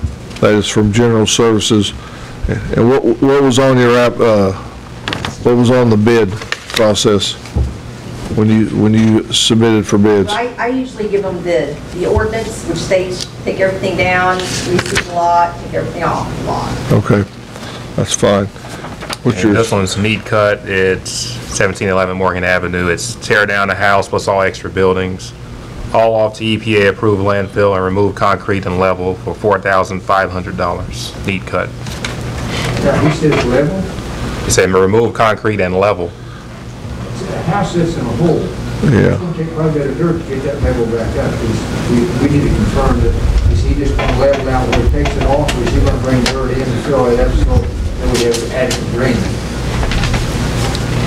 I would say he's just leveling off the building, probably. Yeah, I would say we need to do that because we've already talked to Doug about bringing dirt in there. We're going to talk about all the dirt in and filling that soil and drain. Yeah. Because it's a hole right there right now. Yeah. But the thing of it is, he is doing it all as opposed to this bid. Doesn't matter anyway. This bid here is $700 off. I've got a bid from Jeff Herring. We've got a tie. That's the bid. Bid City of Marion, demolish and remove house and buildings and concrete, corner of Carbon and Morgan, $4,500. He has on his official stationery. But that is the bid, and probably ought to confirm a few questions we might have. Counselor? Most responsible bidder. We do know from past practice, gentlemen, that Neat Cut has all the required insurance and bonds that the city requires, so we may want to keep that under consideration when we make a motion. I'll make the motion that we accept Neat Cut as demolishing the building at 1711 Morgan Avenue. We got a motion? I'll second it. We got a second. Call the roll. Commissioner Hightower. Right there, yay. Commissioner Patton. Yay. Commissioner Webb. Yay. Commissioner Goss. Yay. And Mayor Vanella. Yay. No pressure, nothing on that motion. No. Okay, Gail, want to explain this one? One of the budgeted items for the Marion Pavilion was to, the ceiling panels that are sound buffers that help absorb part of the noise. they're very dusty and need to be refurbished, and so Jared had gotten a quote. It's very hard to find people that actually do these things. Of $14,450 from Distinctive Interiors to recover, and that includes labor and fabric, recover the ceiling panels, and those will have to, those taken down from the lift, and those will be recovered and then reinstalled. This bid doesn't cover labor, take it down and put them up? According to this? No, it doesn't. Normally, they would be probably taken down by the pavilion staff, because they have the ability to operate the lift. Okay. And it said this quote not necessarily as firm at this time. It may increase a little bit. So how do we bid that? Well, the council could approve not to exceed, or approve that, and then Jared could go back to Distinctive Interiors and see if the price was still acceptable, or not to exceed a certain amount. Yeah. However we should do it, I'm for doing it. It's just how do you want to proceed on it? In his budget, he put in $14,450, because when we did budget, it was based upon this quote. Okay. I would kind of anticipate that, unless the fabric has changed in price. Or there's a tear. Or pardon? Or there's a tear. I talked to Jared about that too. That's the original panels from whenever they first built that building. Yes. So when you start taking it down, it can crumble, something can happen. That's right. Because it's fragile. So, I mean, he definitely needs it done. Yeah, he definitely needs it done. I can see going up to a certain amount, probably up to what he budgeted. I can too, it's reason I asked this. Yeah, well, he budgeted $14,000. He budgeted $14,450. Yeah, but it could go. Because that was a quote. This is a quote of $14,450, but it could very well go higher than that, and he said it might. Well, let me ask you this, Gail, is there, if we went to $15,000, is there monies available? Yes, he has room in his budget. Okay. Well, I'd make a motion to accept this request with a cap of $15,000. Got a motion second to, no, we got a motion to. I'll say it. And now we got a second. I was going to say 14.5. Give him $50 to play with. You're all hard. Well, you're big-hearted. Okay. Got a motion second, call the roll. Commissioner Hightower? Yay. Commissioner Patton? Yay. Commissioner Webb? Yay. Commissioner Goss? Yay. Mayor Vanella? Yay.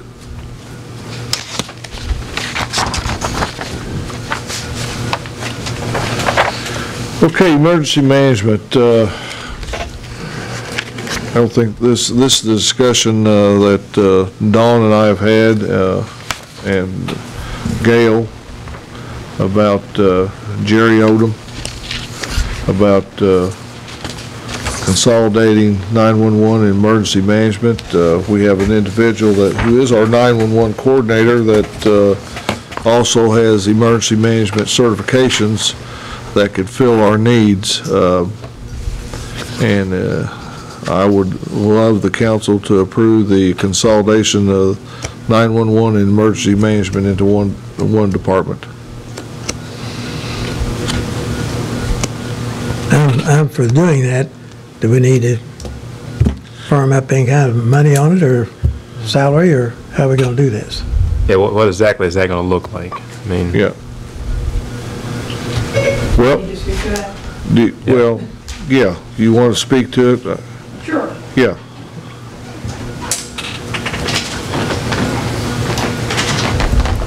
So basically what I do today is we manage the emergencies that happen every day. So I'm at the police department, we make sure all the 911 stuff works, we work with the fire department.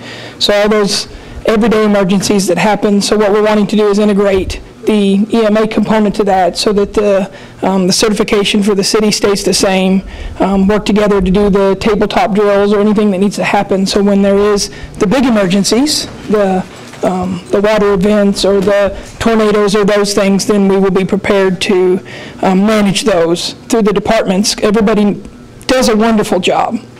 Police, fire, everybody does a good job. So we're just going to make sure that they all work well together. And of course, the mayor gets to make all the the hard calls, and then we just manage that. So that's the emergency management component of that. So we're going to try to integrate that into what I'm already doing with 911. Yeah, it makes sense.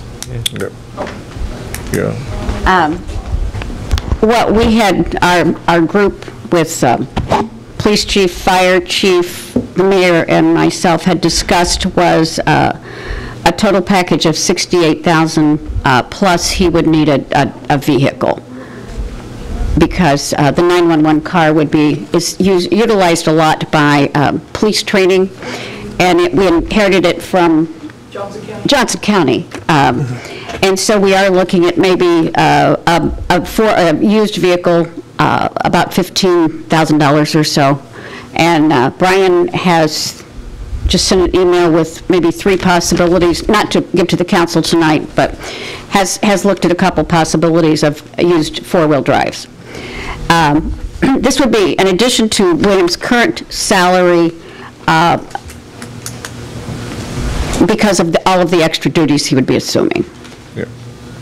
And we have, I don't know if you all know how great a job he does with our 911, and he's actually been spearheading the 911 throughout the county and our connections with Heron and everything. So in the absence of Ken, who has been out on surgical leave, but that was what we had kind of looked at as far as a salary. So in essence, we'll have an EMA director full-time, on staff at all times. Yes, well, and because he handles emergencies now, so 911/EMA. We did receive from, we hadn't received any money from the state for EMA, emergency management, all year. We have a grant, and we received, May 25th, $11,874.34 from the state of Illinois for emergency management. What year was that for, though? That was for this past year. And the previous year, we received $11,873. And the first year, I think that we did it part-time, that we had like $17,000 we'd received. So every year, it kind of fluctuates. The $11,000 is kind of holding. So we would receive some money apply to that. Yes, that would apply to that. Yeah, I think it's a good move. You need a motion. I think anytime we can consolidate, be more efficient. Well, yeah, and the thing of it is, we have our, I think the big thing to consider here is that we have a person on staff that is doing this on a daily basis. Yeah. So it only makes sense that, we take a department that we can consolidate and move it in to this individual who's more than capable of doing it. And it will save the city some monies out of the budget, so. And what's the status of our part-time guy we had, or he still have? Chief Odom has talked to him. He absolutely understands the move, anticipated it, and understands why the city is doing, why they're doing it, and this is what he does full-time for the VA. So, and we always knew that if it come to picking and choosing, that he would have to choose his full-time occupation over us, and was speaking with William and him imparting all that knowledge that he had all them certifications on us that he had held back. It then become apparent that we had somebody available to us that could assume that position and then save the city some monies. I'll put that form of a motion in to consolidate the city 911 and emergency management departments. Second that. Got a motion, second? As we call it, MEMA. Yeah, we can. Do we need to include the salary? Effective date. Yeah, I need the salary. Well, when can you? Has to be the next pay period. Yeah. Or the next pay period ends when. Yeah. Well, it's probably need to have an effective date. Rick was paid by the month, so we'll. He's paid the same. Rick was paid the same as everybody else. Okay. Every 2 weeks. Yeah, he's on one in a time period. Yes, so we just started a new time period today? Yes. Okay. Well, I mean, and I think he's got some things to close out and everything like that off the water, so, okay, we started our new pay period today. Saturday. Friday is the 1st. It will end on, so the next pay period will end on the 8th. Is that right? So we can make this effective June 9th? I think my dates are right. June 9th is a Saturday. Well, whatever the next pay period is. The new pay period will start on June the 9th. Yes. And Rick has some things he needs to. This one goes through the 8th. Yeah, he needs to do that, so will you make that in your recommendation? Yeah, I'll make that in recommendation to start June 9th at $68,000 a year plus vehicle. Vehicle, okay. Yep. Got a motion? Second. And a second? Call the roll. Commissioner Hightower. Yay. Commissioner Patton. Yay. Commissioner Webb. Yay. Commissioner Goss. Yay. And Mayor Vanella. Yay.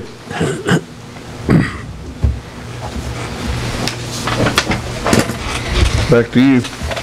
Or Glenn, do you have it? Commissioner Goss, whatever he wants to. I want the man to come up and explain it, Mr. Clarendon, that you know all about it. All I know is we're doing a lot of streets this year. I think about 15 miles, if I'm not mistaken. 13.18. That's pretty close, wasn't it? Yeah, he was. Your gun was close. I was just thinking myself, been doing streets with the City of Marion on and off for 53 years. This is the largest maintenance program we've ever had. And tonight we got a resolution. It's going to be paid for out of 3 sources: motor fuel tax, gas tax, and TIF. And the resolution that we need to pass tonight is based upon the motor fuel, and we have to pass that to appropriate the funds to spend them. And we're asking for $550,000, and I think you have that in your packet. Yeah, right here. It's a resolution appropriating $550,000. We're going to be taking $500,000 out of gas tax and $500,000 out of TIF. And the $500,000 for TIF came from, we got some funding possibly for the Pepsi Road that turned some money loose so we could apply for a resurfacing here possibly. Yeah. Good job. So that's the 3 sources.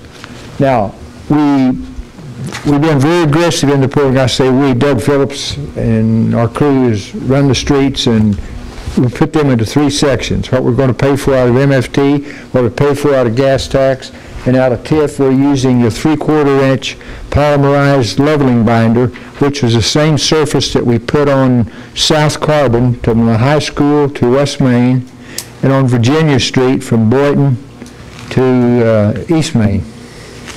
And that's worked out real good.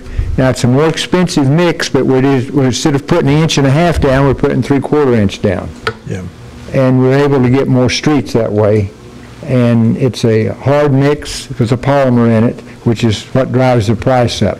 I've estimated $88 a ton for the HMA 1.5 inch surface course, and $110 a ton for the 3/4 inch polymerized binder, which is the IL 4.75. But that's, we have a very aggressive program, and you give you a table there that lists the streets in the 3 sections that we set aside. So you can see the number of streets, the length and the width, and how much tons for each street. So our local contractors can put this polymer down, right? Or is it? Yes, you have to get approved on your special mix. Simon's has met the approval, and it's my understanding Southern Illinois Asphalt has or will have mixed. We'll probably get 2 bids. Okay. And I definitely want 2 bids. So section 1 and 2 is going to put 1.5 inches? 1.5. Okay. Yeah. Now, we're putting those on streets that maybe not has quite a stable a base as much as for the 3/4 inch. Yeah. Okay. Now, I understand from on North Carbon Railroad track to the existing coverage, you're doing that this year. Yeah. What we're going to... Going to level it out first. Well, first we're going to do what we call a scratch coat. Right. Jim, I think, is familiar with what I'm talking about there. It's going to be a thin, because right now, every joint you can digest your food as you bounce over that. And we're going to put a scratch coat down first, which fills up the depressions and scratches the high points. Then we come along with the 3/4 inch, and then we put the 3/4 inch over that then to give us a smoother ride. Now, you will get reflective cracking. That's going to happen with 1.5 inches or 3/4. It just happens. Now, Doug's crew will crack fill, which helps. The street department's got their own crack filling machine, and that's saved a lot of money. A lot of money. But that would be on that. Any questions? Another example of the street department being very frugal, Mayor. See, that crack filler saved a bunch of money. Saving money for other projects. That's right. Yeah. You get, I commend you, Glenn, on good work again. Nearly 15 miles of street is unbelievable. That's the largest. Yeah. That's the largest in not 53. 14, it was 13. 13.4. It wasn't even 14. In the appliance business, you round up. Okay. Okay. Anyhow, I make a motion to approve Resolution 2018-15. I'll second. Got a motion second. There's no further discussion. Call the roll. Commissioner Hightower. Yay. Commissioner Patton. Abstain. Commissioner Webb. Yay. Commissioner Goss. Yay. And Mayor Ranella. Yay. All right, Glenn. Go on with the next one. Well, it says advertise for bids. That will take place at 10 o'clock tomorrow for the improvements at the intersection of South Carbon and West Main. And we'll open those up at 10. So that whole land thing got resolved, I guess, finally? It's in the process. Okay. What we did, we paralleled the course. It's been quite a 3-year struggle to get the right-of-way. I talked to the landowner last Thursday. He had received the documents from his attorney in Harrisburg. He said he was signing those and getting them in the mail back to his attorney at Harrisburg. I couldn't get a hold of the attorney today. Mr. Green, I think, attempted, and he wasn't able to make contact either. But he assured me unequivocally that he had no problem. He had signed them, and he had them in his possession. And we're not going to award any contracts officially, sign any contracts, until we get the land in the hand, transfer in the hand. Okay. But we have a bid opening tomorrow. At 10 o'clock. And will these guys understand that this... Yeah, the bid's got to be held for 60 days. That's part of the bid documents. Okay. The bid amount has to be held for 60 days. What I didn't want to wait is to try to gain 2 or 3 weeks. I want to do this summer when school's out. Yeah. And if we waited 2 more weeks, that's really crowding us to get that job done. So we parallel trying to get the land deal for the period of advertising and getting their bids together. Okay. So you're gonna need a continued meeting to approve these bids, or? That's under your jurisdiction to continue this meeting to a time, so the bid opening's at 10 tomorrow. So anytime after 10:30 tomorrow, you could have an award subject to the transfer of the title of the land. Yeah. Okay. 11:30 is good to me. So whatever time you want to pick after 10:30. You available? Should be. 11:30. I think you said at 11. Probably have to bring Lorenzo with me. Well, that's fine. Yeah, that's great. I think you said 11:30 in the... Yeah, we said 11:30. 11:30 is fine. Oh, well, I don't know. Yeah. We'll have 3. Yeah, we're good. Is this all local, our money, Glenn? This is coming out of TIF. Out of TIF? Yes. No state funds or? Well, we had a Simcoe grant of $80,000 toward construction only. It's all it applied for. I think that's up to 150 now, isn't it? Or 108. It was 108 and 110 was the estimate for construction. But it was going to just participate in 80. But then, if we go through and get, which is federal funding, it has to go through Carbondale and it has to go through Springfield. Springfield was saying if you have any remote evidence of possibly any contamination, then it's probably an 8-month to 12-month delay, and there's no simple funds for any remediation of the soil. So we pulled out and said, we'll use our local funds. Okay. It had a year's delay otherwise. Okay, thank you. Good job. Yeah. We have a motion? To continue the meeting?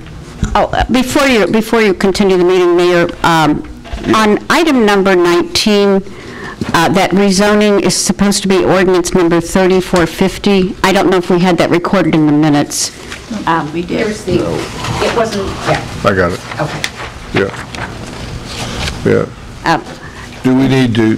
The rezoning needed to be. It's ordinance. Yes. Ordinance. Do we need to revote that as the ordinance, Counselor? The ordinance is just renumbered. Actually, they approved it, but they didn't approve it as an ordinance. It was just the approval of the rezoning. Yeah, I think that's okay. The agenda doesn't have to necessarily be specific as there. I just want to make sure that. Okay. Enough information. All right. Know what they're voting. So you know what it is? Okay, all right. So that's fine. All right, thank you. Thank you. Commissioner Hightower, you have anything? Commissioner Patton? No, I'm good, thank you. Okay. What? Memorial Day? Oh. Yeah. Yeah, I guess I could report on that. We had a pretty good turnout. I was myself a little disappointed, I'll be honest, but I was expecting more people, but threat of rain kind of hurt us a little bit, and the weather definitely hurt us. I will say this, I attended the Goddard Chapel service, and that was very, very, very nice. And our project at the chapel itself is pretty well finished, minus a few details, and done very well. Johnny needs to be committed for spearheading that. Really a nice building, and it was a very good service. I was inspired by the speaker, brought me to tears. Yes. Very, very heartfelt speech, and it was Mike Gunner. Yeah, very good. Back to the Memorial Day, it was a success. We probably cooked, can't remember the exact number, but I'm going to say 230 to 240 dinners, and I think we sold all of them but 10. Culver's donated some ice cream, so we had ice cream out there at the car show. We probably had 35, 40 participants, which was good, and the pool was packed. And I'm sure Goofy Golf was too. Had 216 golfers in about 2.5 hours. Yeah. So we'd like to. You know what? Here's the whole thing about that. Free? Yeah, that. Hey, you know what? It was a good day. There was no golf clubs broke. To my knowledge, it looks like we only lost 2 golf balls, but they got to be on the premises somewhere. But we had a really good day. I've seen that ball rack be pretty depleted after that free golf, but we had a good golf, and there was a lot of families there and a lot of kids, and hey, that was the highlight of their summer, getting to golf and go to that pool and swim for free. Then, guys, that's money well spent. And there's a little bit of shivering after they come out of the pool, but there's a lot of, you could see there's a lot of smiles too. So it was a job well done by not only the park staff as well as I'd like to give some shout outs to Terrence Henry, who helped me a lot in the planning of it, and of course Anthony and Gail Lanham. Appreciate their help. We'd like to make it, of course, bigger next year, and we're going to have a debriefing probably here in the next week or so, and figure out what we did right and what we did wrong, and calculate for the lighthouse. yeah, and figure out how much we're able to donate to the lighthouse shelter. Yeah, and another thing there, Clinton Hubbs from the Park District did a tremendous job of keeping the trash picked up, the bathrooms cleaned, and when it didn't look like we may get a ball game in because of the rain from Saturday, he made it happen. And I can just tell you this, if all those kids are who's going to be representing this area in the Colt League, some of them teams from out around that's been playing together for a long time, they're going to have to work hard to beat them because they're pretty good. They got pitching, catching, defense, hitting. They're pretty good. Jim? Our family enjoyed it. Yes. We had a good time. Yes. Appreciate all your efforts. Yep. John? Need a motion to approve paying the bills when funds are available. Got a motion? Second. Got a second? Call the roll. Commissioner Hightower. Yay. Commissioner Patton. Yay. Commissioner Webb. Yay. Commissioner Goss. Yes. Mayor Vanella. Yeah, yay. Need a motion to approve the consent agenda. I'll second it too. Got a motion second, call the roll. Commissioner Hightower. Yay. Commissioner Patton. Yay. Commissioner Webb. Yay. Commissioner Goss. Yay. Mayor Vanella. Yay. Okay, talking about Mike Gunner and the speech he gave out there, one thing is just kept going over and over in my mind, and Mike's a Marine. He's really passionate about this, and but his words were true. The people that were out there were people that were in the service and their families. The people that should have been out there are the ones whose freedom was provided by those who served our country, but they're not, and it's sad. I don't have an answer of how to change that, but I mean, maybe next year before Memorial Day, we get on the bandwagon and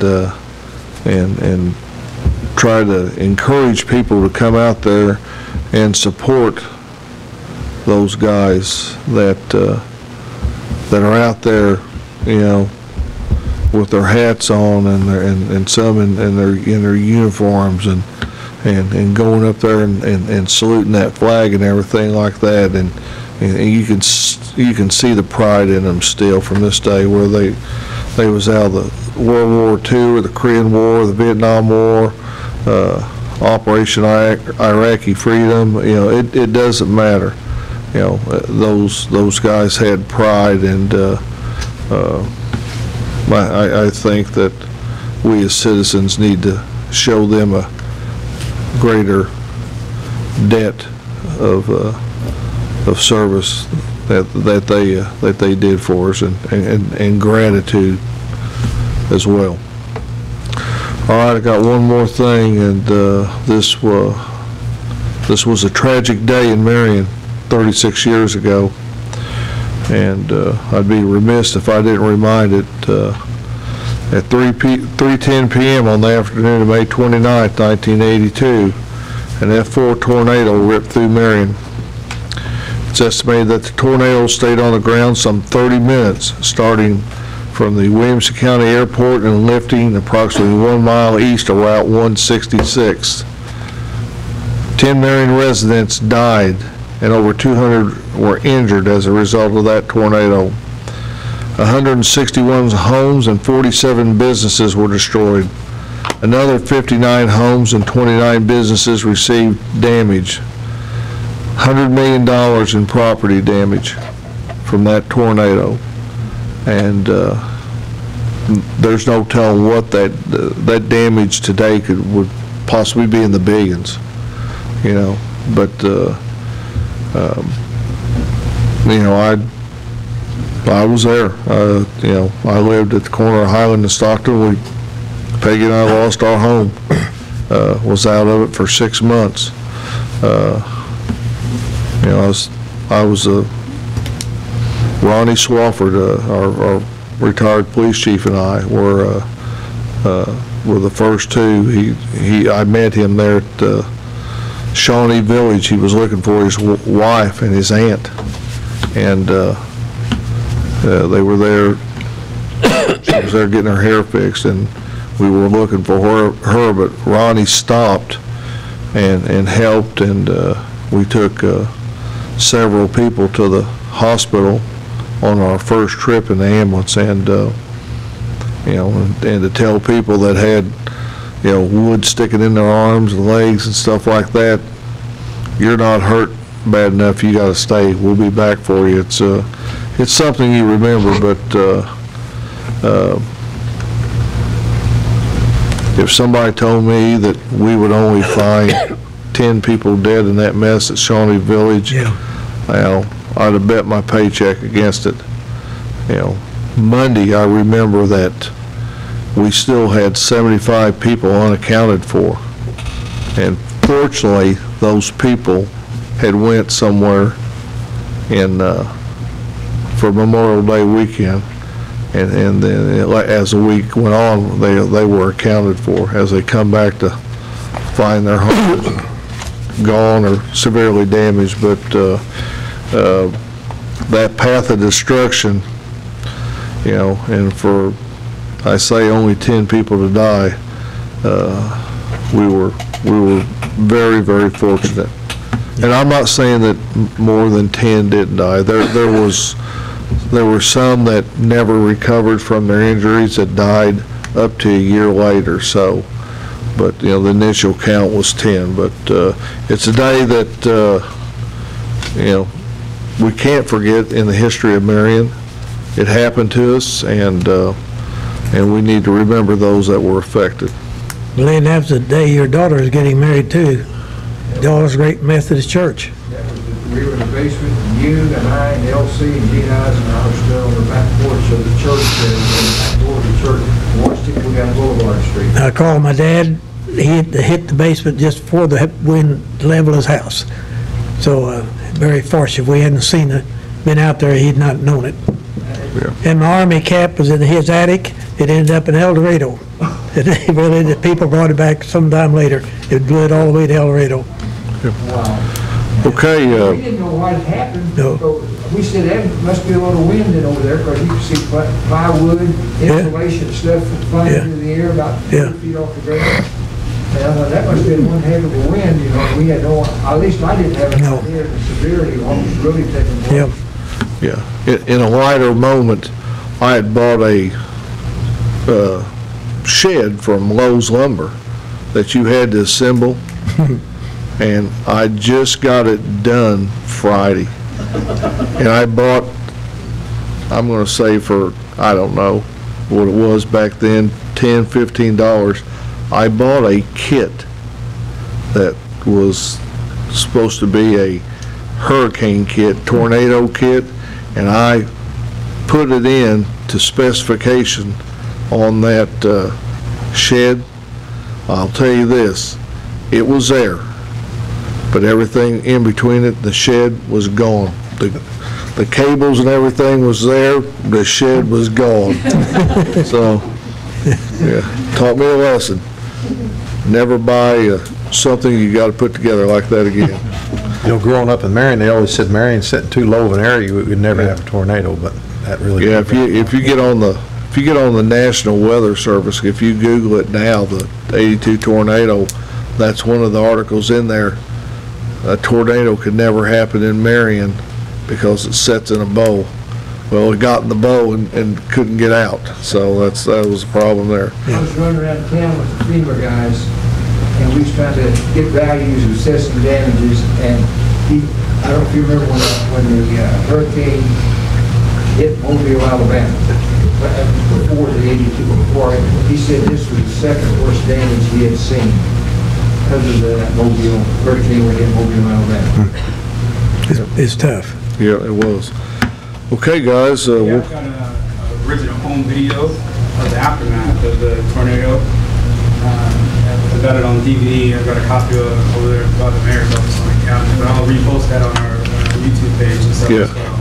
Yeah. Sent to me from someone who was living in Marion at the time and decided to take a home video and recorded it, and they were in Tennessee and sent it to me, and you know, I had to edit some other stuff he had on there, but it was good. So if you guys are interested, I can give it to you on DVD, but it'll be on our channel as well.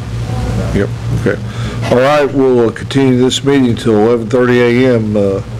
On May 30th, 2018. Good job. You did it real fast. I don't think those,